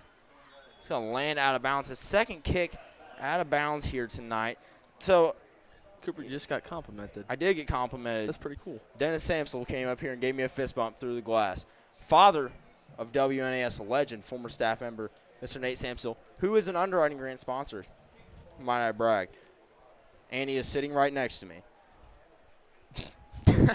I forgot Nate was literally right there doing the video board. So, yeah, shout out to him. But, New Albany, it's the second time they've had the starting field position at their own 35-yard line. Did nothing with it the first time. I do not see any reason to expect really anything different, Lincoln, at all. Chambers back in there, running back New Albany. Looking to spread it out, no tight ends. Big screen pass out to Carter Rice. Looking for anything, nothing. A flag on the far side of the field. Grady Mayfield's out there again. Grady I thought Mayfield he was done for the game. It looked like when which he I got feel hurt. like he kind of should be. The game's over. It's over, and he just got hurt. Keep him out. Don't risk anything. That's never ends well. No, well, you would know that as a Bengals fan. Yeah, I would. You know, you don't. I would know as a Colts fan, man. No, My you're an quarterback's Eagles hurt. fan. That is true. I recently Your quarterback recently very became good. a Philadelphia Eagles fan. I thought it was all your life. Well, all my life, as in when the Colts announced Daniel Jones would be the starting quarterback this season, that's when I decided to make a business decision to change it up. 6 minutes remaining here in the first half. This one before our mustard seed halftime show. Mayfield looks to his left. Nick Smith on the screen pass. Brought down. A big hit right there by Owen Wishmeyer. And I'll tell you what, how many times have I said a big hit by somebody for Brownstown Central here? We need a counter on that, too. Normally our counters for Clay Kaiser, not a whole lot from him tonight, but a whole lot from, everybody on Brownstown. Mayfield still in the game, Lincoln. Like you said, went out earlier with a shoulder injury on the previous drive. Coach Cooley opting to keep him in. Mayfield scans to his right, rolling right. Nothing there. Going to have to throw it away. A flag will be thrown. Possible intentional grounding here. Did not look like Mayfield I don't think he quite got out. I don't think he was out of the tackle box. Talk about something that would set New Albany back even more. That would be something absolutely disastrous. Can't really blame him, though. The second he gets the ball, everyone's on him. Yeah, I know, but you got to have the awareness as the quarterback or something like that. The officials, this is my favorite thing about intentional grounding calls. The officials discuss this like they're making a ruling on the Supreme Court. Like, they will go on and on about this. Had a test about that, or quiz. We did have a quiz. Well, it went in as test points, but yeah. Mr. Mumaw did describe it as a quiz, although it wasn't. It was a 50-point test. Intentional grounding being enforced And now let's see if we can do this math here. Okay, New Albany is setting up their own 16. They got, so 3rd and 29 for New Albany. Third and 30, 3rd and 29, somewhere around that range. Can't see where the ball is spotted. Mayfield looking to his left. He's going to have to roll out again. Mayfield going to have to throw it away once again.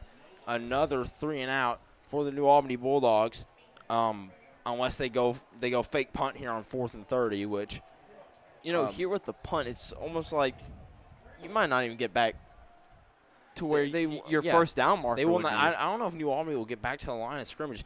Let's see if our guy Hunter Neff is coming back out here. He is. Number 40, Hunter Neff, out there for the punt for the New Albany Bulldogs. A junior here for the New Albany football team. Played a little bit of freshman team quarterback, JV quarterback, linebacker, you name it. Thought he was going to play quarterback a little bit heading into this year. Thought it was going to be a little battle with him, but being seen as a punter. Full-time punter. A low snap. Neff able to get this one away. Not a good one off of his toe. It's going to take a friendly New Albany bounce. Going to roll to the New Albany 41-yard line. And I cannot call it crisis averted because now you're giving Brownstown Central the ball in New Albany territory once again when they have 42 points with 5 minutes remaining. Browns, they might get 56 before the end. That's my official prediction. Official prediction for the halftime score because they can score. For my sake, I hope they don't score again because then I could win. You're not going to win. You're not going to win these predictions, man. I'm telling you. I will. Because they're going to score again. I can almost certainly guarantee that. Sheffer looking back to throw, pump fakes. He has a nice throwing motion. That was incomplete. Must be nice to know you can run the ball extremely well out of wing tee, and then when you go to pass, you got a just as good. Absolutely ripping the ball there. Micah Sheffer was incomplete. Dropped in the flat by Trevor Brannaman. That is Micah, not Michael.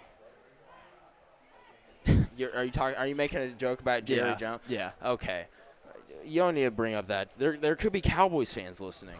You I don't know if there's a lot. Hand off to Trey Sweeney. Gets up for a gain of about, give him 5. It's Jamal Chambers at 7. The spot they usually give Mr. Jamal, but not getting the Jamal Chambers spot. Not getting the Jamal Chambers spot. They're going to spot it where the ball actually stopped. Should have reached your arms over your head and got the extra 3 or 4 yards. Yeah, well, Jamal, like I said, he's like Reed Richards from the Fantastic Four. It's like those arms just extend when he's going to the ground. 3rd and about 6 here for Brownstown Central. Handoff to the outside. That is Trey Sweeney. He's going to get a block, a big pancake block, and a touchdown for Trey Sweeney. 37 yards on the inside handoff. Bounced it out. Took it all the way to the casa. Is that Micah Sheffer on the block? I think that was Micah Sheffer with the pancake block. He's quarterback. He's starting quarterback, future D1 golfer. You're telling me this guy's going into golf? Varsity basketball player, the whole lot. 2 touchdowns now for Mr. Trey Sweeney, having himself a night. 3 carries, 46 yards, 2 touchdowns. Lincoln Lansing. Well, I think the ball got taken back, actually. There's a flag. I couldn't see it. It was about holding even with on Brownstown Central. Oh, no. It's about even with the it's right. Okay, so marks. It's right in front of the chain. I could and not right see by the it. sideline. It's right on the hash on the sideline. So take that one away from Trey Sweeney. I'm sure he's, incredibly disappointed that that 37-yard touchdown run was taken off the board. It looks like I'd be disappointed if I was Micah Sheffer. As the quarterback, just got a huge pancake block, but like you said, a player down on the field. That might be my favorite play of the game is the quarterback. I don't think it's my favorite. Well, that Lane Pendleton one-handed touchdown. If we ignore that play, then it's that's probably my second favorite so far. Yeah, or my favorite so far because it's my favorite play that did not count. Yeah. Looked like the injured Bulldog was Isaiah Turner walking off under his own power. A bit of a limp. The last time Brownstown Central had a touchdown taken back, you know what they did? They scored on the next play. They ran the same play. Think that could happen? Well, I think they want to give Trey Sweeney his touchdown. Well, his second touchdown. They already gave him one. But like you really can kind of just pick and choose at this point if you're Brownstown. Honestly, yeah, I think running the same play with my guy Trey Sweeney probably would work. The 6'2", 200-pound running back, senior. That's a big guy, a hard guy to tackle, and he runs extremely well for his size. Sheffer takes a snap, looking back to throw, pump fakes, pressure's coming. It's Brian Johnson there to drop Sheffer for the sack. Name we mentioned earlier in the pregame show said we're high on Brian Johnson. He could do something big. This is his first big play on the defense and first big play for the defense. First big play for New Albany. Yeah, first big play for New Albany. Besides, hey, R.J. Long had a 28-yard run. And let's get in there. Now I am a senior in high school and my eyesight may be failing me, but this does look like Brownstown Central is going to go for this 4th and 17. Oh. No, Micah Sheffer is just their punter. So this guy, he is starting quarterback, starting punter, and this is an absolute bomb off the leg of Micah Sheffer on the punt. They get to the 15-yard line from the 55. Yeah, but he just shanked it. It rolled down to it rolled on the sideline on the white paint and just trickled out at the 1, but it landed out of bounds. Still going to give it to him at the 12, though. I mean, can't you save some for the rest of us? Micah Sheffer, starting varsity quarterback, starting punter. I'm sure. Well, he might just be punter because they don't have to punt. Like, to be honest with you, and what else? What else gives them that gives them the threat of the fake? You're starting quarterback back there, throw the ball. Obviously, we've seen him here tonight. Can throw the ball. He can throw it well. He can rip the football down the field. Hasn't really needed to. I think Brownstown might be coming for is that Jamal Chambers? It's Jamal Chambers at the Wildcat. Chambers to the right side. Had a lane. Could not hit the gap. It looks like he was brought down by big number 66, Joe Roberts. Name we've been saying a lot. Third TFL of the game. That's the second time where he's dropped Jamal Chambers in the backfield. I'd stay away from Joe Roberts. Well, I'm sure he's a sweet guy. Oh, yeah. Definitely don't want to be. No, I wouldn't want to block him or try to do anything of that nature. Chambers still in there at the Wildcat. Chambers cuts up the field. Loss of about 3 or 4 there for Jamal Chambers. New Albany going anywhere but forward. How many yards do you think New Albany has in total, like net yards? Total net yards. Do you think it's for New Albany? Do you think it's positive? It's probably hovering around 0. Because we had RJ for 28. We've had a lot of negative plays. That was a loss. I guess on a loss of 1. He got dropped 4 yards. It's the Jamal. It's the Jamal. It's the Jamal effect. Mayfield throws to the left side of the field.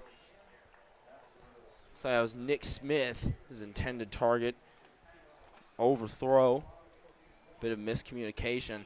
We haven't seen Nick Smith at all until this game, and he's been targeted a lot. Looks since like he a got good here. receiver.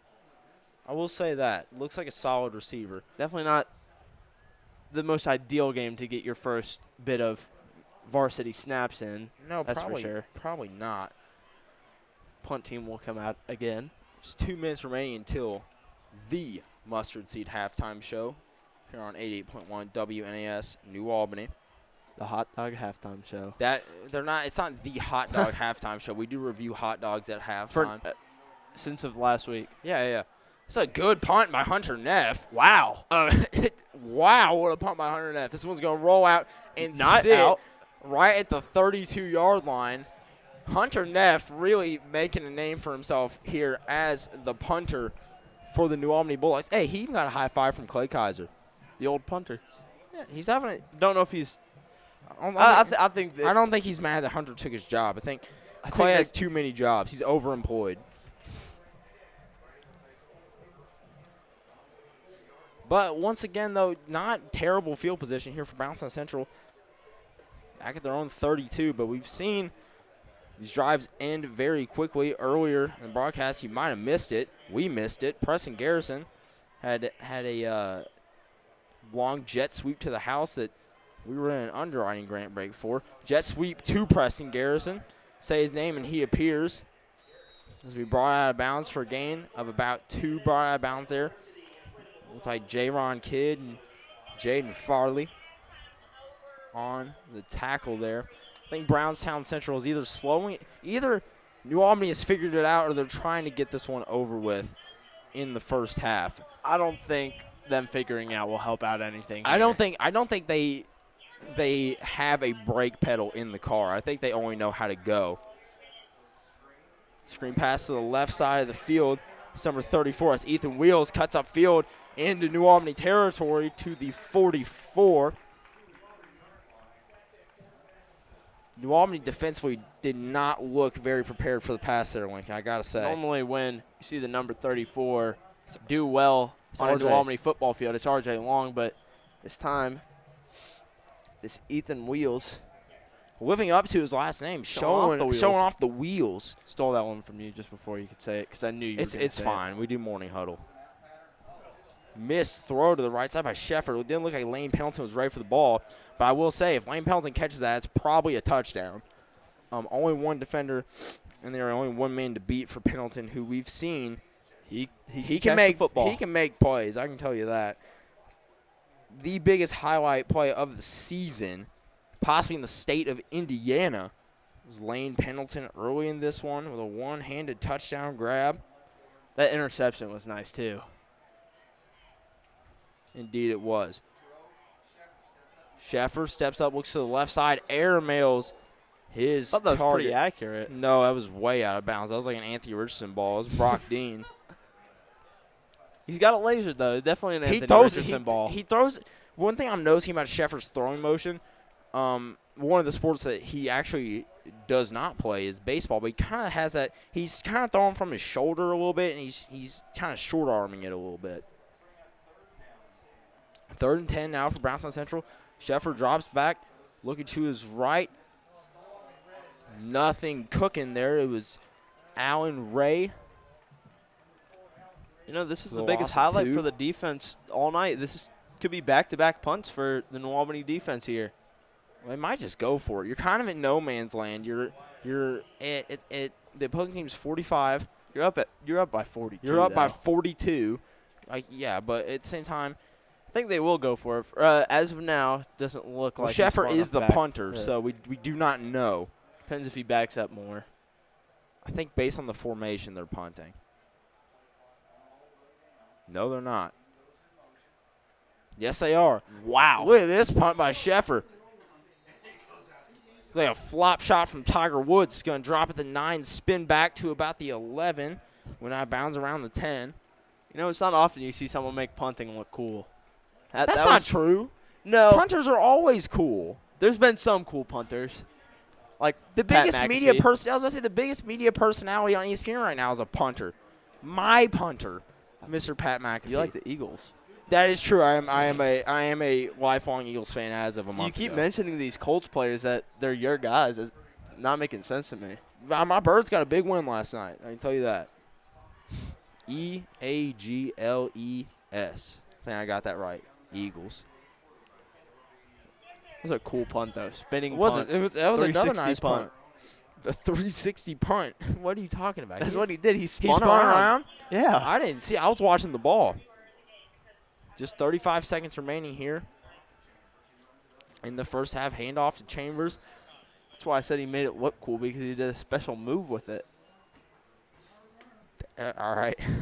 I've never seen that. You've never seen the spin move on the punt? No, I've never seen a spin move. I've never punt. seen either. I don't know. The coolest thing I've seen on punt was Pat McAfee lighting a dude up on a kickoff. Well, that's a kickoff. Well, yeah, but he's the punter. Mayfield running another play. No need to. Mayfield rolling into the end zone. I don't know if he got out of the tackle box. I'm going to say he did. That would have been a safety there for Grady Mayfield. But here's the thing. Why are you even running a play? There's 10 seconds left in the first half. You're down 42-0. Just go to the locker room. Go to the locker room.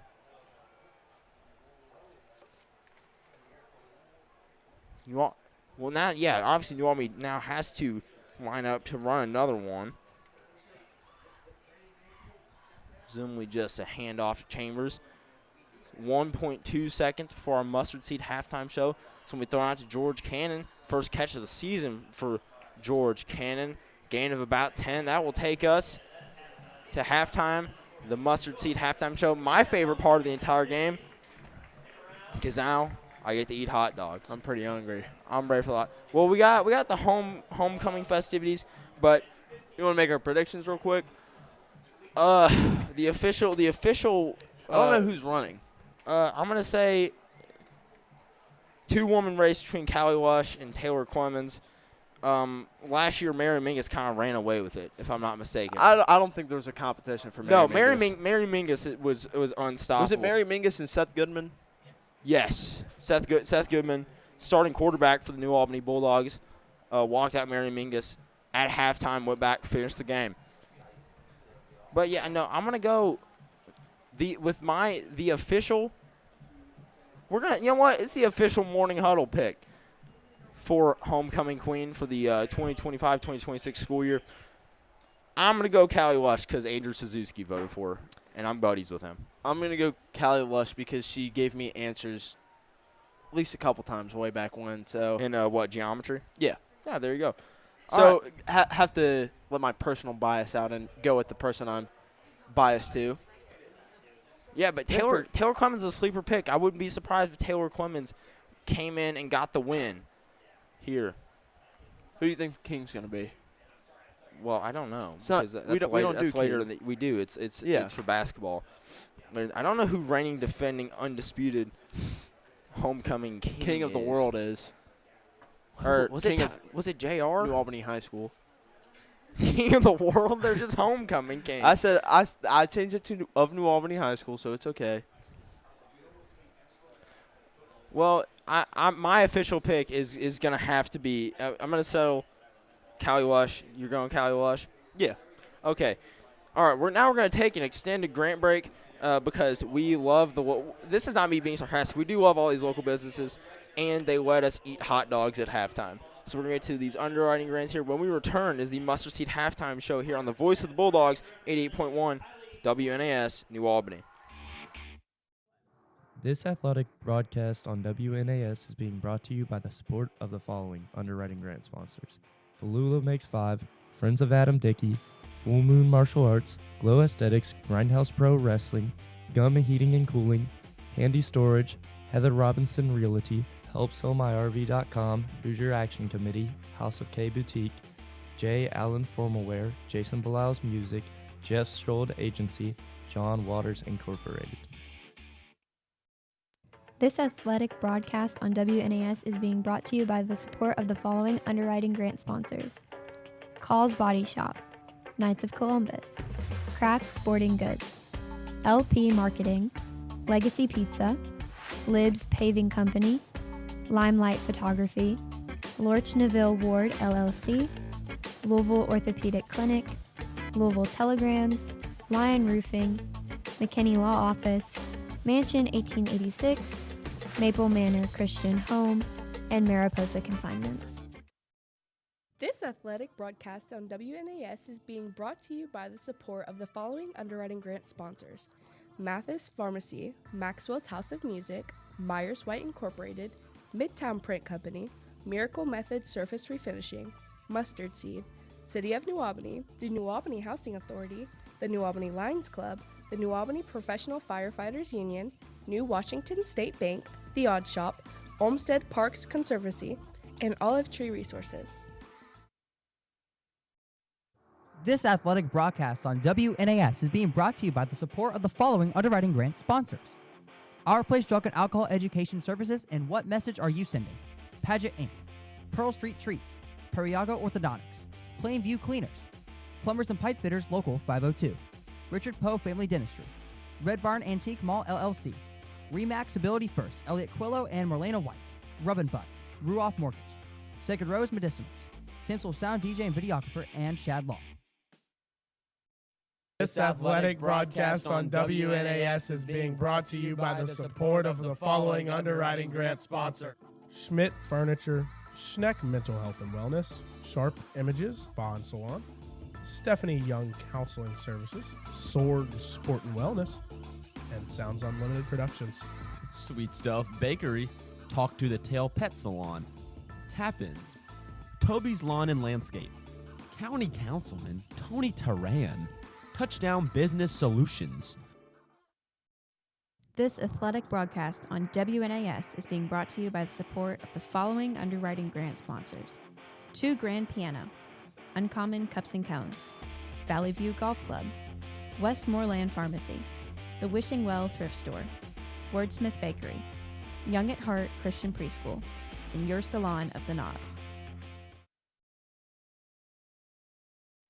This broadcast of New Albany Athletics on WNAS is being brought to you by the support of the following underwriting grant sponsors: 323 Inc., 413 Fitness, Abersold Florist, Amanda Braden with Schuler Bauer, Annie Lou's Pet Sitting Service, Auto Warehouse, Awaiting Serenity Massage Therapy, LLC, Be Kind Shirts, Bliss Travel Inc., Bulldog Tax Service Inc., Caesars Foundation of Floyd County, Calumet Club, Camp Quality Kentuckiana, Candy Pierce with Jan Schultz Realtors, Casa of Floyd County, and Chestnuts and Pro. Welcome back to the Mustard Seed Halftime Show right here on the Voice of the Bulldogs, 88.1 WNAS New Albany. Just about to announce the 2025 Homecoming Queen. Bit disappointed. Callie Lush. It was. I wasn't saying I was disappointed about Callie Lush. I was saying that dog. The hot dog, yeah, okay. Let's bring it straight in here. Homecoming Queen, big honor. That is not what this halftime show is for. It is for this hot dog review. I was thoroughly disappointed in this dog, Lincoln. I'm not my best dog. I'm disappointed in the dogs on the field. I'm disappointed in this hot dog that is in my belly. Braxton Mayfield made better dogs. Braxton Mayfield was making some awesome hot dogs at the tailgate. Very happy with those. Pre-game. Yeah, dude, his burgers were good. I didn't get to try a burger. I'm kind of upset. You didn't have a burger? Nope. Come on, man. The burgers were They were awesome. just taken before I could snatch one. Well, yeah, because I kept eating them. Well, I just got out of swim practice. Well, how am I supposed to get a burger if you're taking them all?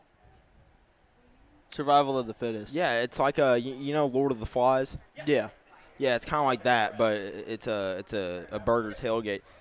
We're at halftime right now. The football in front of us may be stopping Lincoln, but we got football on our phones right in front of us. I can tell you right now. We threw around the idea of if this game, if worse comes to worse, if a storm of biblical proportions comes through, like the news by Mr. Mark Weinberg on WDRB has been saying. I feel kind of lied to. I thought we were gonna. I thought we were playing gonna in see a monsoon tonight. Yeah, I thought it was gonna be like an absolute hurricane coming through. When we went into morning huddle that one day, yeah, through the storm, we still came in. That is true. There was that one day where a literal hurricane came through. The literal hurricane came through New Albany, Indiana, and we went through the storm. Like Mr. Control Golden, Mr. NBA Young. That's what you I was knew I had to. me and Lincoln, if you don't know, we are big fans of the musician, the musical artist known as Mr. NBA Youngboy. It's USA night, and who represents the U.S. Youngboy's newest album than the new album by NBA Youngboy that we cannot name the title of. but go check it out. We're by recommendation of me and Lincoln, if you listen to Morning Huddle, if you listen to these football games, do us a big favor. Well, it's not really doing us a favor by listening to Youngboy, but just in general, he makes great music. Braxton Mayfield was a fan of Youngboy. He was playing him at the tailgate. He played. Well, that's because you asked him to. That is true. He played a Lonely Child and In Control by my request, but he did play it. So he's a fan. Andrew Suzuki's a fan of NBA. I knew that. Yeah. Yeah, me and Andrew were pouring our soul out to Lonely Child. It's one of Youngboy's deeper cuts. But we gotta get back to the hot dog. I was disappointed in this hot dog.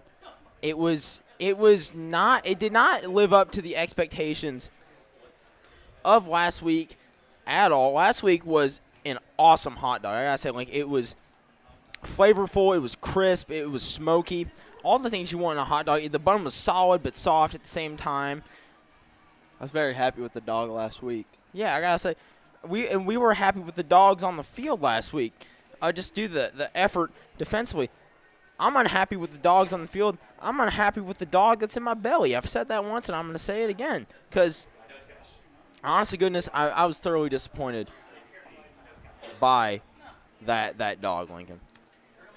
My score for it, I'm going to have to go take the I'm about to say Charlestown. This isn't Charlestown at all. It's not even close. Brownstown, take their score, put a dot in the middle of it. Give that dog a 4.2. It's not my favorite dog. A 4.2? For that dog, yeah. Yeah, I mean, it's very salty, too. Didn't really like that part. I didn't know if it was a salty dog. Mine was, at least. I just thought it wasn't. It was too soft. Like, that was my biggest takeaway, is that it was very, very soft as a hot dog. Didn't live up to the standards that I know for the dogs here. Now, let's get into some first half statistics being brought to you here by the Villages at historic Silvercrest. I don't know if we have enough time to say all the stats for Brownstown. Well, I'm going to try. So far. I might have to skip over New Albany, but that probably will not be a problem. Okay. Sheffer, he's only 4 of 8 passing for 43 yards and a touchdown, but they're up 42-0, so I don't think he's going to be going home and crying on the bus because he's not – he's not ripping touchdowns right now, but he does have one. And it was to cool. That one touchdown was to Mr. Lane Pendleton with one of the nastiest grabs you'll ever see in high school football, one-handed grab on J-Ron Kidd. I think it's one of the nastiest grabs you'll see in any level of football. It was a sick touchdown. And there was no bobble, there was no anything. He didn't even corral it with his body. He just snagged it for a touchdown. Only other men with receptions for Brownstown Central, Preston Garrison.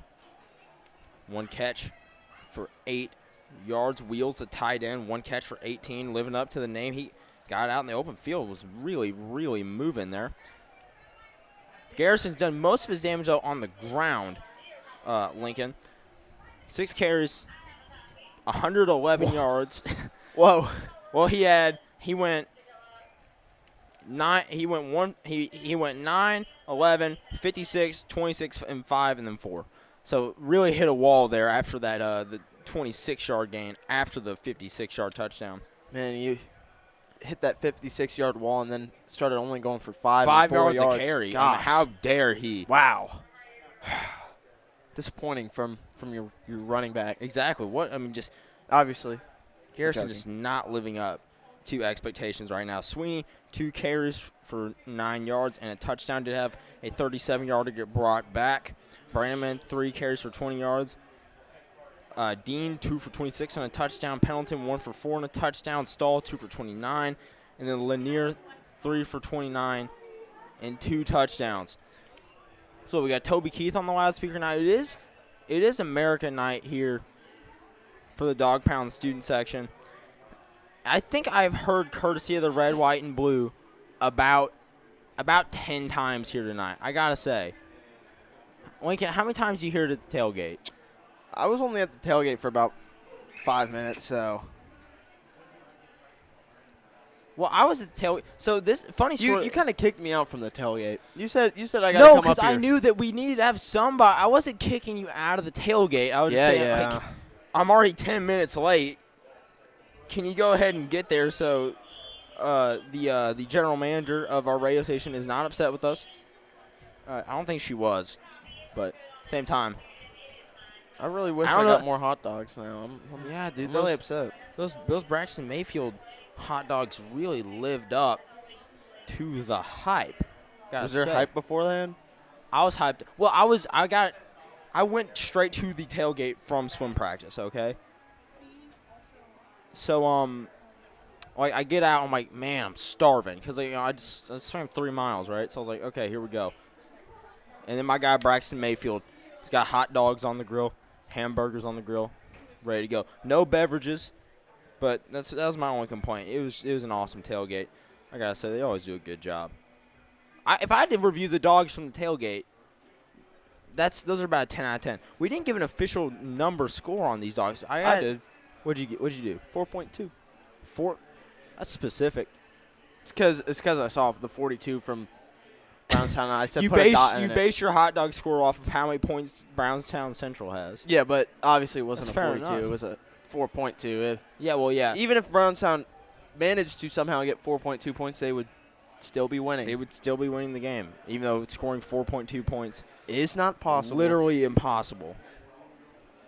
As of now. I'm going to base my review off of my favorite player on the New Albany Bulldogs number, Mr. R.J. Long. Where's 34? 3.4 out of 10 for the this halftime hot dog. I'm trying to see, was Brownstown Central in the Hazelwood lunchroom or Hazelwood gym at halftime? They might have been. I don't think they went to the visitors' locker room. I think they literally just came straight from the Hazelwood gymnasium here. We're going to take a quick break. When we return is the Mustard Seed halftime show right here on the Voice of the Bulldogs, 88.1 WNAS, New Albany.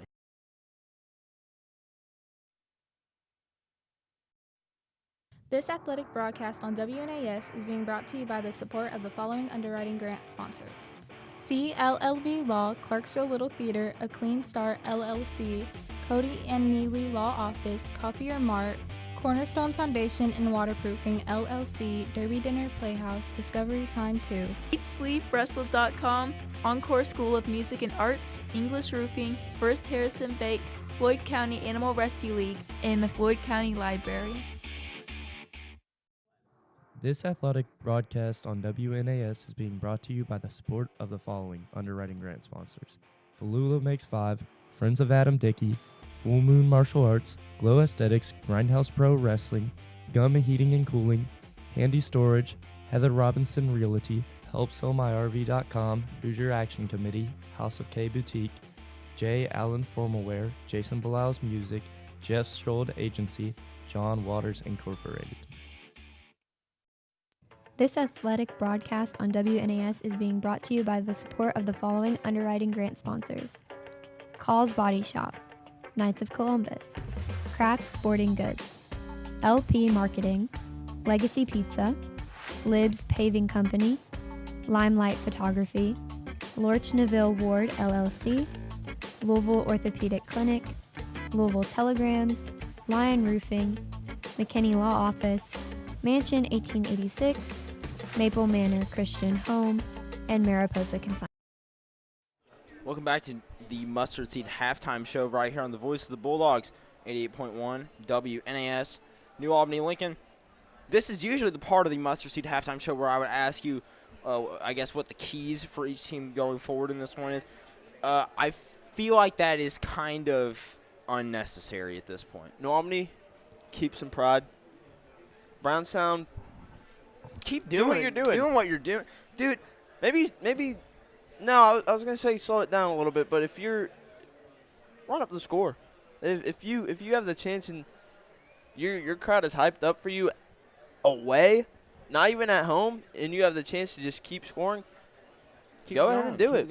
Well, I don't know if it's a thing of them even just not trying to run the score. I think they're so good. They could probably just keep going here. 2.5 minutes remaining here at halftime. It's been a longer halftime, I'd say, just due to homecoming. It was 20 minutes. But with our dear New Albany Bulldogs, halftime will be extended because they do not come out of the locker room on time. We have about 2 minutes left, and they have not left the locker room. Well, to be fair, though, they're probably getting a mouthful from head coach Steve Cooley right now because they're down 42-0 at the half. But, it's just one of those things like you said, New Albany needs to keep some sort of pride going forward, things of that nature. But at the same time, you also need to be realistic at the same time. You don't want to beat yourself down too much, but you have to be realistic and look at the situation and just say, there is something wrong with this football team right now. Yeah. Simply put, there's something wrong. I mean, they're averaging at the moment. If this game ends with them at 0 if they points, go scores, they'll be averaging about 4.5 points a game. Yeah, just a bit over, but And under 5 points a game, which definitely. Yeah, but and let's put that on the flip side. Through 3 games to the game we're in right now, New Albany would be giving up. Hold up. 108 is divisible by 3. I know that. That is. Is that 39? No, it's not. That's 36. That's 36. How many did It's 36. Providence have? 49, it's 36. Because you go 36, 72, 108. We're just mathematicians here. Here at the Mustard That was Halftime all Show. you. I had no clue what the numbers were in general. Okay, then I'll give you no credit then. I'm a mathematician. Well, I did pretty well on that finite test, so. I did better. Yeah, you did do better. But together, our scores averaged out to an 100. What'd you get, a 90? Yeah. Well, I got 110. Yeah, that's why I said they averaged out to 100. Okay, but that's a big win. So, averaged out, we are 100% awesome. 100% mathing. You like that one, didn't you? That was a good one. Okay. 12 seconds remaining at halftime, and Lincoln keen-eyed viewers may look down and see the New Albany Bulldogs have not taken the field. I don't not see sure. them at all even peeking out of that locker room. I don't. Yeah, there's no sign whatsoever of the New Albany Bulldogs right now.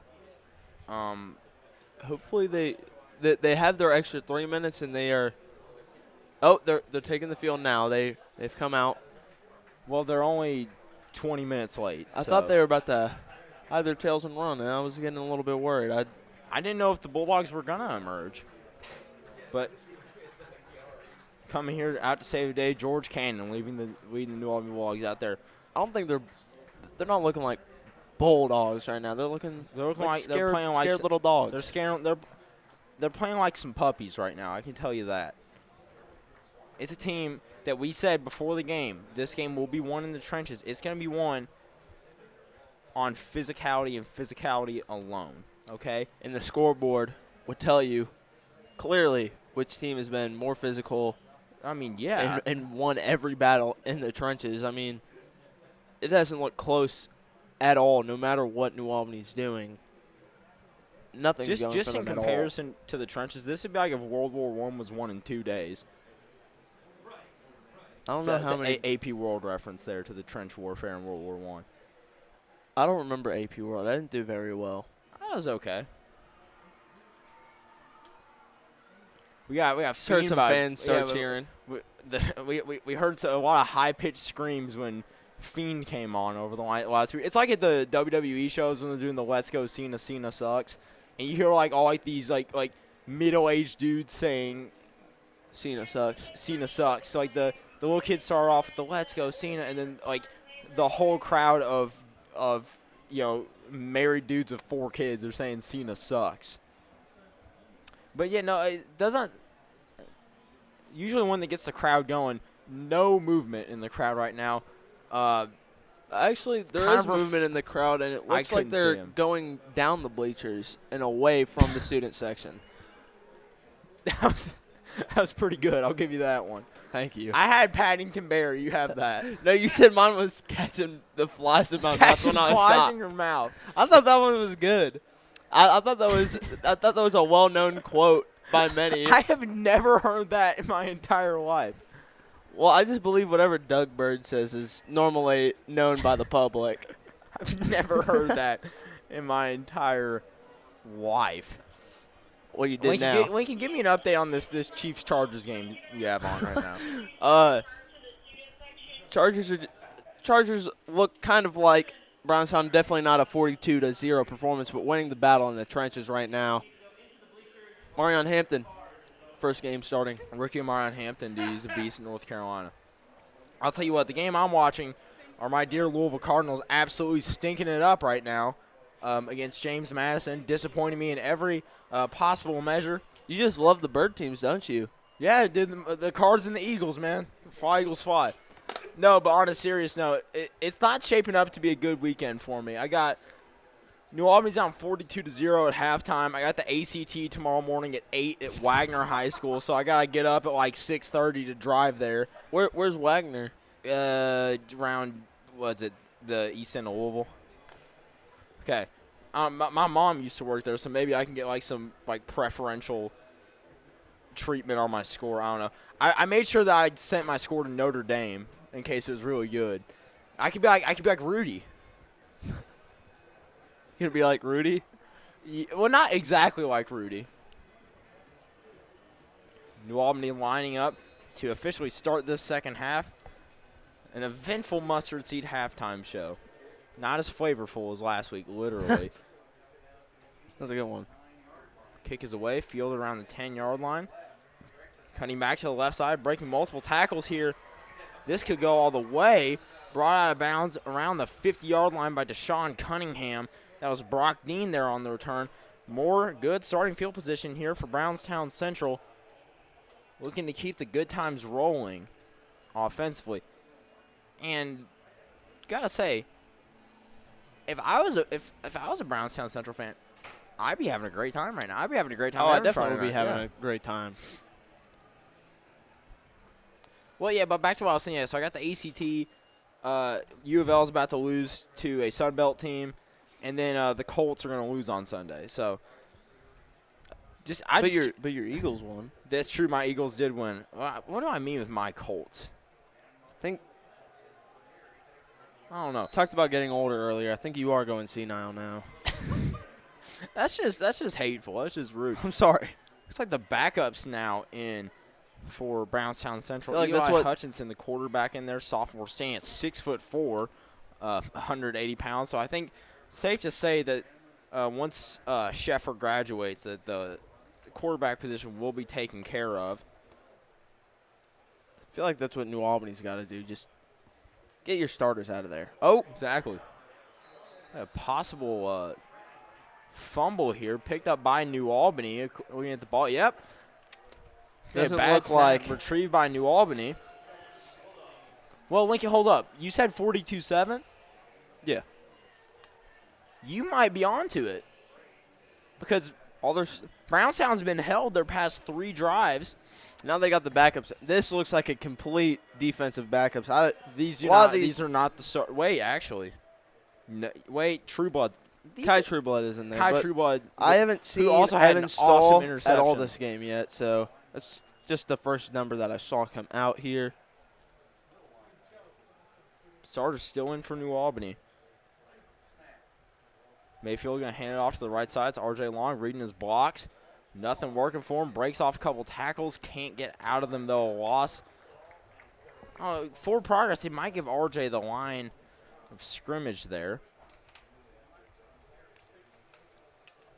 Yeah, but like I was saying on that drive where there was a fumble, Eli Hutchinson doesn't look like he quite has that. Not as much of a rhythm, as much of a snap. Yeah. Can't do that cool spin thing yet. The spin punt. He's not at the spin punt yet, but I think that might be exclusive to Micah Sheffer. Mayfield pumping right. He's going to have to throw away once again. I think he was hit kind of late after the play. Chandre Oliver going to address that, it looks like.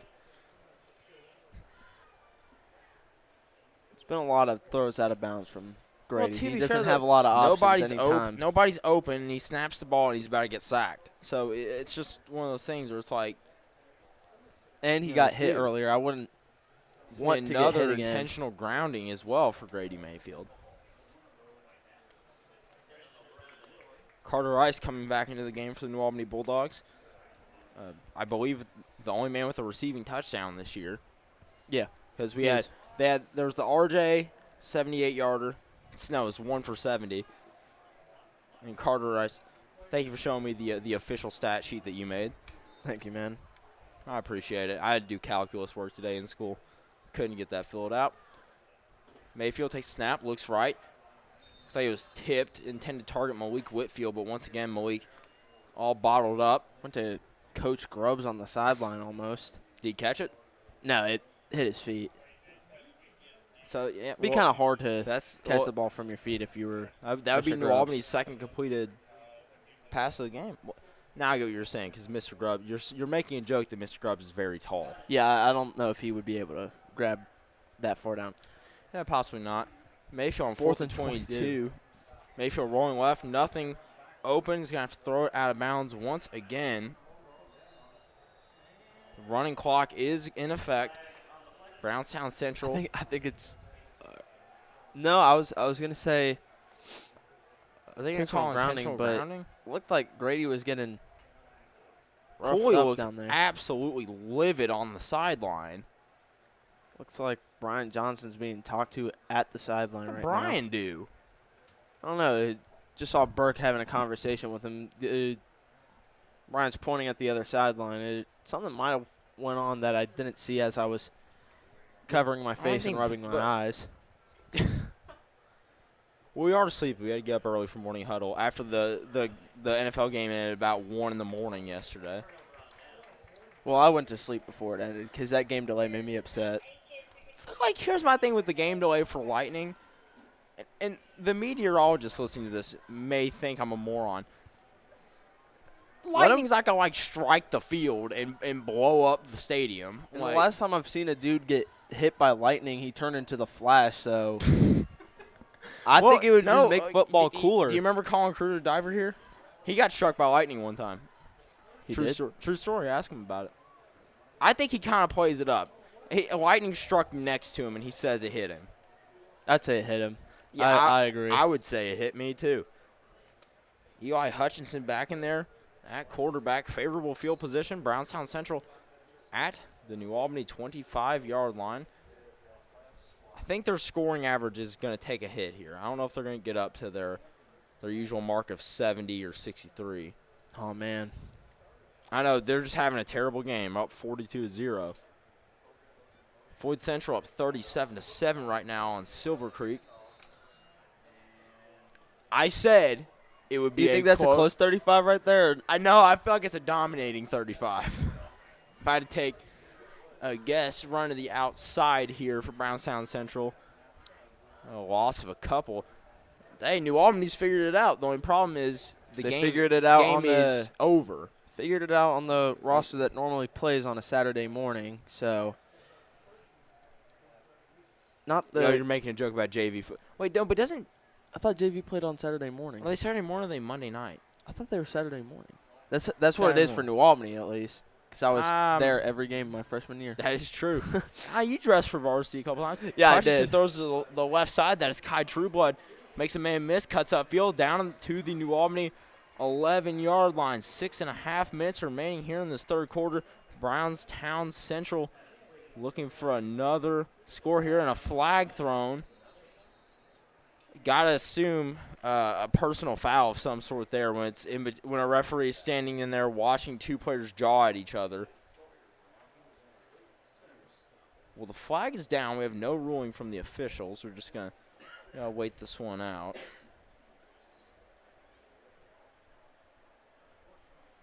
While we wait, Lincoln, give me an update on this Chargers game. Chargers just scored a field goal. I'm sure the Chiefs won't get bailed out in this one and allowed to come back. It looks like this is going to be an unsportsmanlike conduct on Brownstown Central. Definitely an uncharacteristic mistake. They've been very very composed in the mental aspect here, but still going to be first down. I doubt it, honestly, with how good their offense has looked. I don't even know if this will affect the result of the drive that much. I mean, even their backups are They look pretty big. I'm telling you, man, they get I don't know how to describe it. Like, you got dudes here 285, 295. Big dudes, all I can say.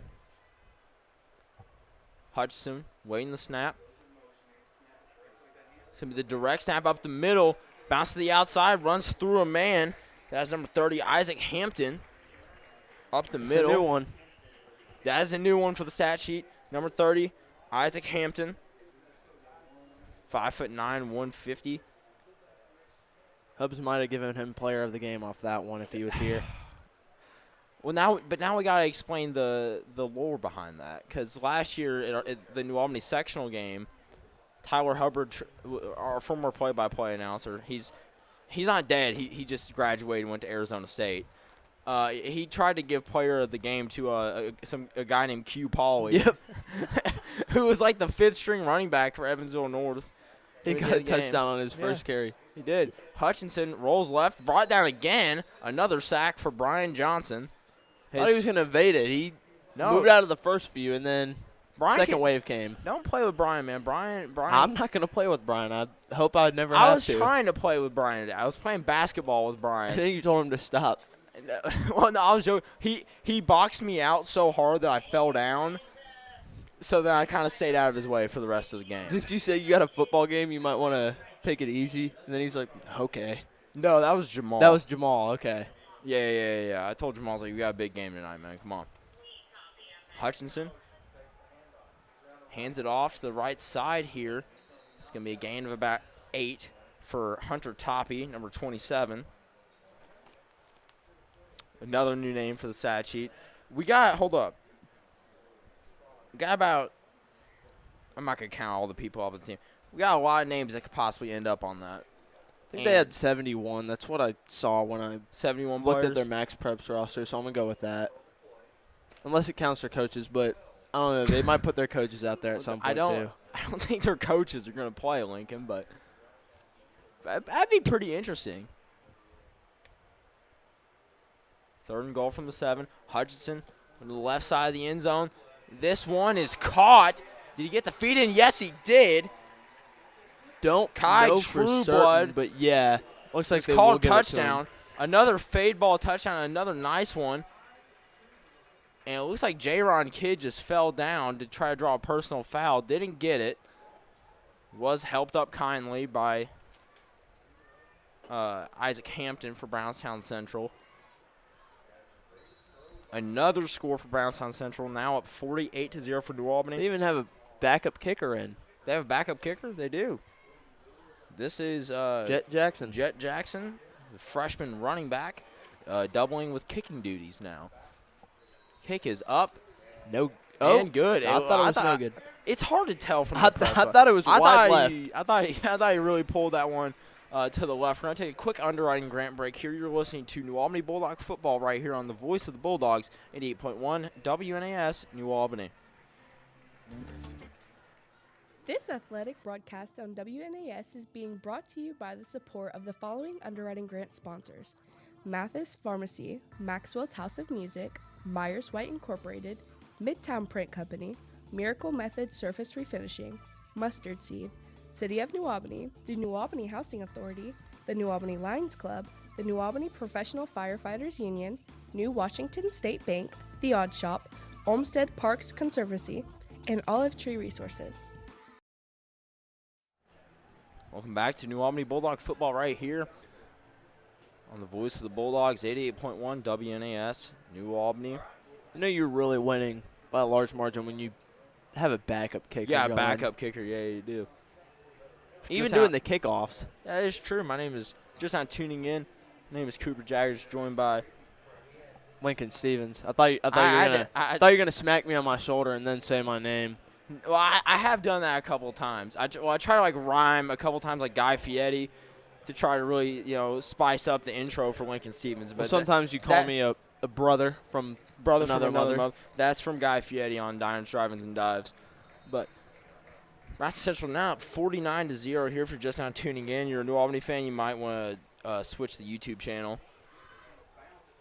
Short kick here, going to be fielded by Kaiser around the 21. Couldn't get it clean. This is going to be taken to the house for Brownstown Central, a scoop and score on the kickoff. That was Ethan Wheels, the tight end, taking it all the way to the house. It's going to be 55-0 Brownstown Central.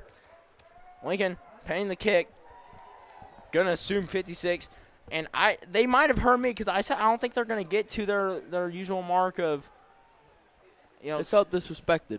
I guess they did. The windows open. I guess they heard me. They have super hearing. I don't know if they do. They're just I really don't know. good at football. It looks like they have superpowers out there right now. They They haven't added the touchdown yet, actually. Something is being – are they going to say that – They might be saying that Clay Kaiser did field the ball. No, they're not, because unless Landon Keller is playing quarterback, that's the New Albany defense. Oh, yeah, that is true. I don't think Landon Keller is out there to play quarterback. I think you're right on that. I would have to assume not. But at the same time, I don't understand how Wheels would be down. Did he recover it with a knee down or something? No, he was standing straight up. Standing up. I don't get that, but I don't think it'll really affect the outcome of the game. But take the points off the board. Well, the points never went on the board. But take back my touchdown call. Heading into the fourth quarter, throw your fours up. 49-0. Brownstown Central really, really taking it to New Albany in this one. We're going to take a quick underwriting grant break. When we return, it's New Albany football right here on the Voice of the Bulldogs, 88.1 WNAS, New Albany.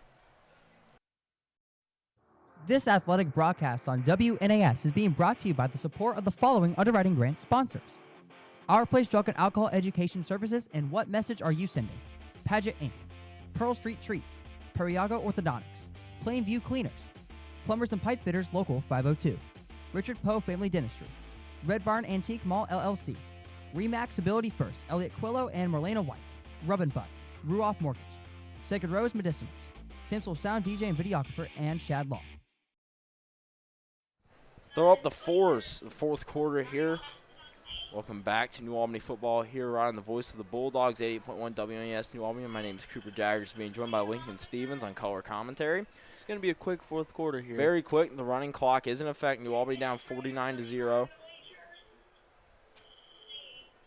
The audit was 55-0. I'm going to keep it 100 right here. I have no clue what happened. No clue on this planet how Ethan Wheels was marched down.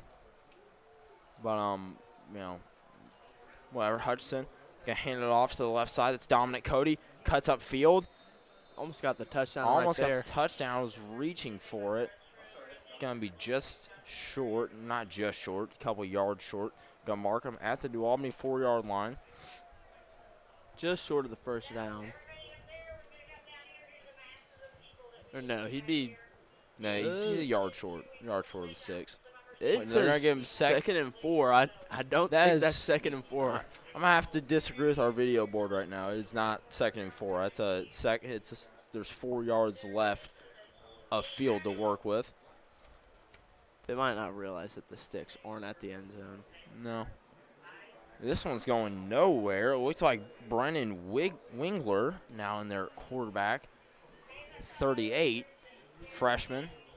Going off the field now. Now coming off. Came on for a snap. Possibly a cramp for Eli Hutchinson. Going backwards, though. New Albany a chance to get a goal line stand here. Get something to build on going forward.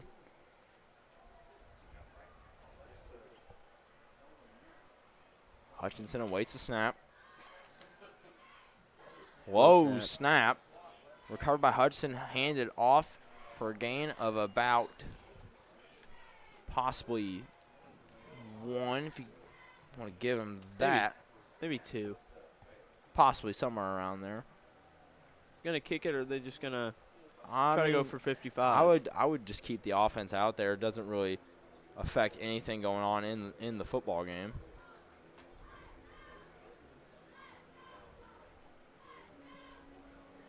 Got the Jaws music playing on the loudspeakers overhead. That's probably how it feels to be the New Albany Bulldogs right now. That sounds good as Paddington, but I'll give you that. I like some of my other ones, though, so Hutchinson I'll take it. Looking to the left, looking to throw. This one going to be incomplete. Like a fade ball there. Nobody home. Thrown straight to Braden Kuiper in the Bulldogs secondary. Could have intercepted that one. It was right in his hands, but be a turnover on downs, and New Albany's going to start at the 6-yard line. Well, I don't really know what New Albany fans would really even have, what expectations New Albany would even have for this drive at this point. They've had similar starting field position multiple times. throughout the course of the football game and have done nothing with it. Obviously, a 0 on the scoreboard for New Albany, looking highly likely that New Albany will be shut out again for the second straight game. Back to back, yeah. Yeah. I think the good thing is that it did not rain cats and dogs here tonight. Hand off up the middle. Jamal Chambers breaks a tackle, gets forward for a gain of about 8. It's been a tough game for Jamal. It's been a tough game for basically everyone. It has been a tough game for the whole team. But yeah, just from the players that have been consistently great, such as Jamal and R.J. Long, it's been a rough outing. Hand off Chambers up the middle, cuts to the right, breaks a tackle. Chambers into the second level. Be a gain about 16 for Jamal Chambers. Might start picking up some yards later on. Backups are in. Make the stat sheet look a little bit better. Well, part of it is that, and you want to have your team feeling a little bit better about things going into the next week. Hand off Chambers to the left side. Jamal cuts upfield. Gain of about 7 now for Chambers. That's more than 7. That's about the first down. Well, he got hit for about 7, and I stood up, and he fell forward for 10. Yeah. As I say this, the University of Louisville Cardinals have given up a touchdown to James Madison. They're now down 14-6. Okay. No comment. Mayfield, he's going to hand it off to R.J. Long. Nothing really working for R.J. Gain of about 2 or 3. Talking about your other game that's on, Chiefs are now at goal line distance. Well, I have Pacheco in fantasy, so I need him to score. I need to get 1 win this week because it's not coming from Louisville. I can guarantee that. It'll be a false start on New Albany. Just 7 minutes remaining here in this one. Be one of the quicker second halves due to that running clock. Already about halfway through the last quarter of the game. That is true. See, we're mathematicians. We know what half of 12 is. Yeah, it's 6. Mayfield sure. looking left. It's caught. Nick Smith breaks away into the open field, tripped up. Big gain for a man whose name we had not called prior to tonight. Number 81, Nick Smith. Post route over the middle, gets New Albany knocking on the door of the red zone now. Went for 31 yards. 33-yard gain there on the pass by Mayfield to Nick Smith. Mayfield's going to hand it off up the middle to R.J. Long. Cuts back, makes another man miss. R.J. Long tackled for before the ball came out at the end of the play. I don't know if R.J. was down. Officials are not calling this one off. This is going to be a touchdown for Mason Harrison. Unless he was brought down at the 1. Let's see what the officials say.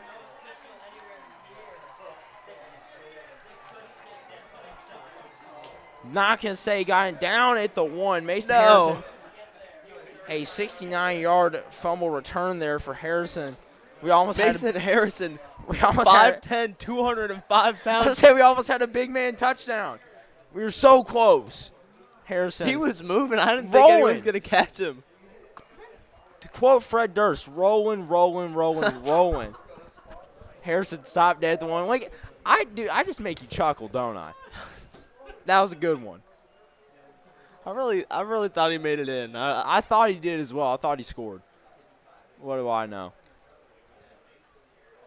He was stopped up by George Cannon. George Cannon honked him Hustle down. play by George. Well, to be fair, we've talked a lot about George's effort, and that is something that has been questioned. But I mean, a big hustle play there by George. Be a touchdown up the middle there. Prather Peters now. Add that name to the stat sheet. Well, I mean, we're going to be running out of room. Literally running out of room now on the stat sheet for this offensive performance by Brownstown Central. There have been a couple of times where I've misspoke and called them Brownsburg. I don't know if they're looking quite that good. They're looking really good. They're looking pretty good tonight. Now at 55, officially at 55-0 now on the New Albany Bulldogs. that hustle you mentioned earlier from George Cannon. On this game, he got his first catch Did get and his first catch, tackle. First catch, first tackle, first down. Big things happening for George Cannon. I don't know if you can call anything big at this point for New Albany. I'm just trying to be optimistic. Not a lot to be optimistic about that's as a a hard New Albany thing fan. For Coach, what is the message for Coach Cooley after this? Because this is not – obviously, I don't think many people thought New Albany was going to win, but I think people expect New Albany to show some things, look a little more comfortable, and not get absolutely ran off the field in the way that they are at the moment. We definitely contradicted our morning huddle predictions today. That is true. I said New Albany will lose 38-24 in a competitive one. I'll tell you what, though, I am more disappointed in the Louisville Cardinals right now. They're looking absolutely awful. It's like J-Ron Kidd now back there for New Albany. New Albany mixed some things up. Well, just with the situation game, 3 minutes left running clock. You're down 56-0. I think the best thing for New Albany tonight so far has been the music we've been hearing. Dude, whoever's picking the music's been playing some absolute bangers. We got Sweet Home Alabama going right now. Heard Toby Keith a couple times. Heard Jaws. Heard the Purge. We heard Game. We did hear the Triple H music earlier. Now, if you listen to Morning Huddle, you know me and Lincoln. We love some pro wrestling. So And Triple H. that is one we appreciate. I don't know if I'm as big of a fan of Triple H now. His booking recently has been absolutely awful, but I don't think you're telling me the John Cena title run was booked well. Exactly. 2:20 remaining here until the Bulldog postgame show here on 88.1 WNAS New Albany.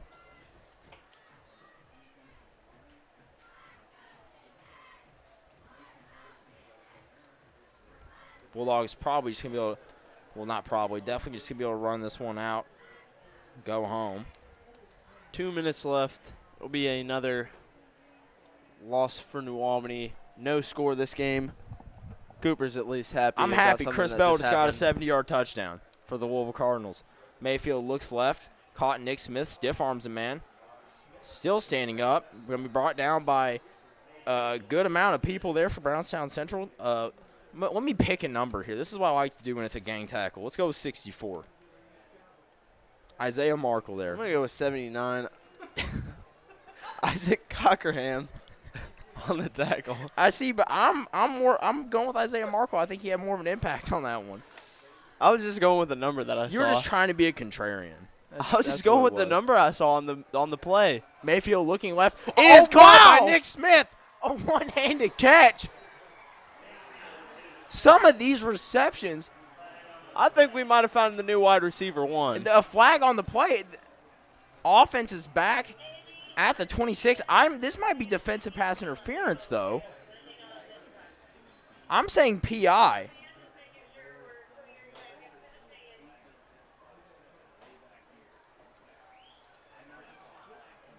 It looks like Luke Minnick is talking to a lineman, and he's throwing his hands up. Might have been a holding call. Okay, so now I'm going to have to question if I've ever watched a football game in my life because the flag is at the line of scrimmage, and I said that it was possibly penalties offset. I think so the play never happened. You were right though. It was just defensive pass interference. Just want to throw it out there that the Louisville Cardinals did tie the game against Sunbelt powerhouse James Madison. Looking great, guys. I can't shield my excitement. Gonna be a long year. It's a nice catch from Nick Smith, though. It was a nice catch from Nick Smith. They get taken back. Nick Smith is making big things happen. He's got to be a regular in this offense. It's kind of crazy it's taking him this long to get opportunities if this is how he's going to play. False start now on New Albany. That false start might be the end to the game. That might be the last No, they stopped the clock for the false start. Why? It's supposed to be running. Well, I'm sure these 12.9 seconds remaining are really going to matter a lot. New Albany could mount a comeback in these No, they won't. 13 seconds. Yeah, they're going to score 57 points in 13 seconds. Hey, Mahomes did it with 13 seconds. It was down by 3. What are you talking about? Clock's running out. I don't think they're gonna snap it. I don't know. They snapped the ball before halftime. No, I think they might snap it. Mayfield snaps the ball, hands off to Jamal Chambers. Jamal bouncing out to the right, makes a man miss. Gain of about 9 for Chambers, and that will do it here.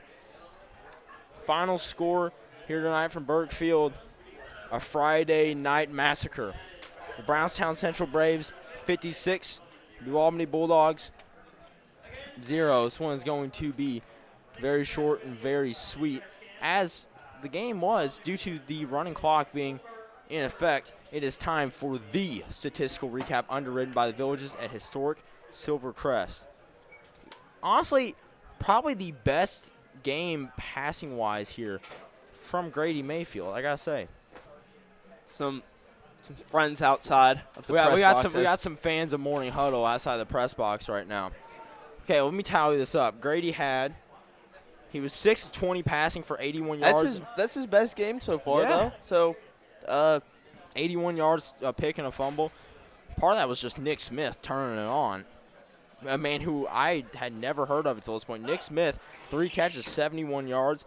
George Cannon, 1 catch, 11 yards.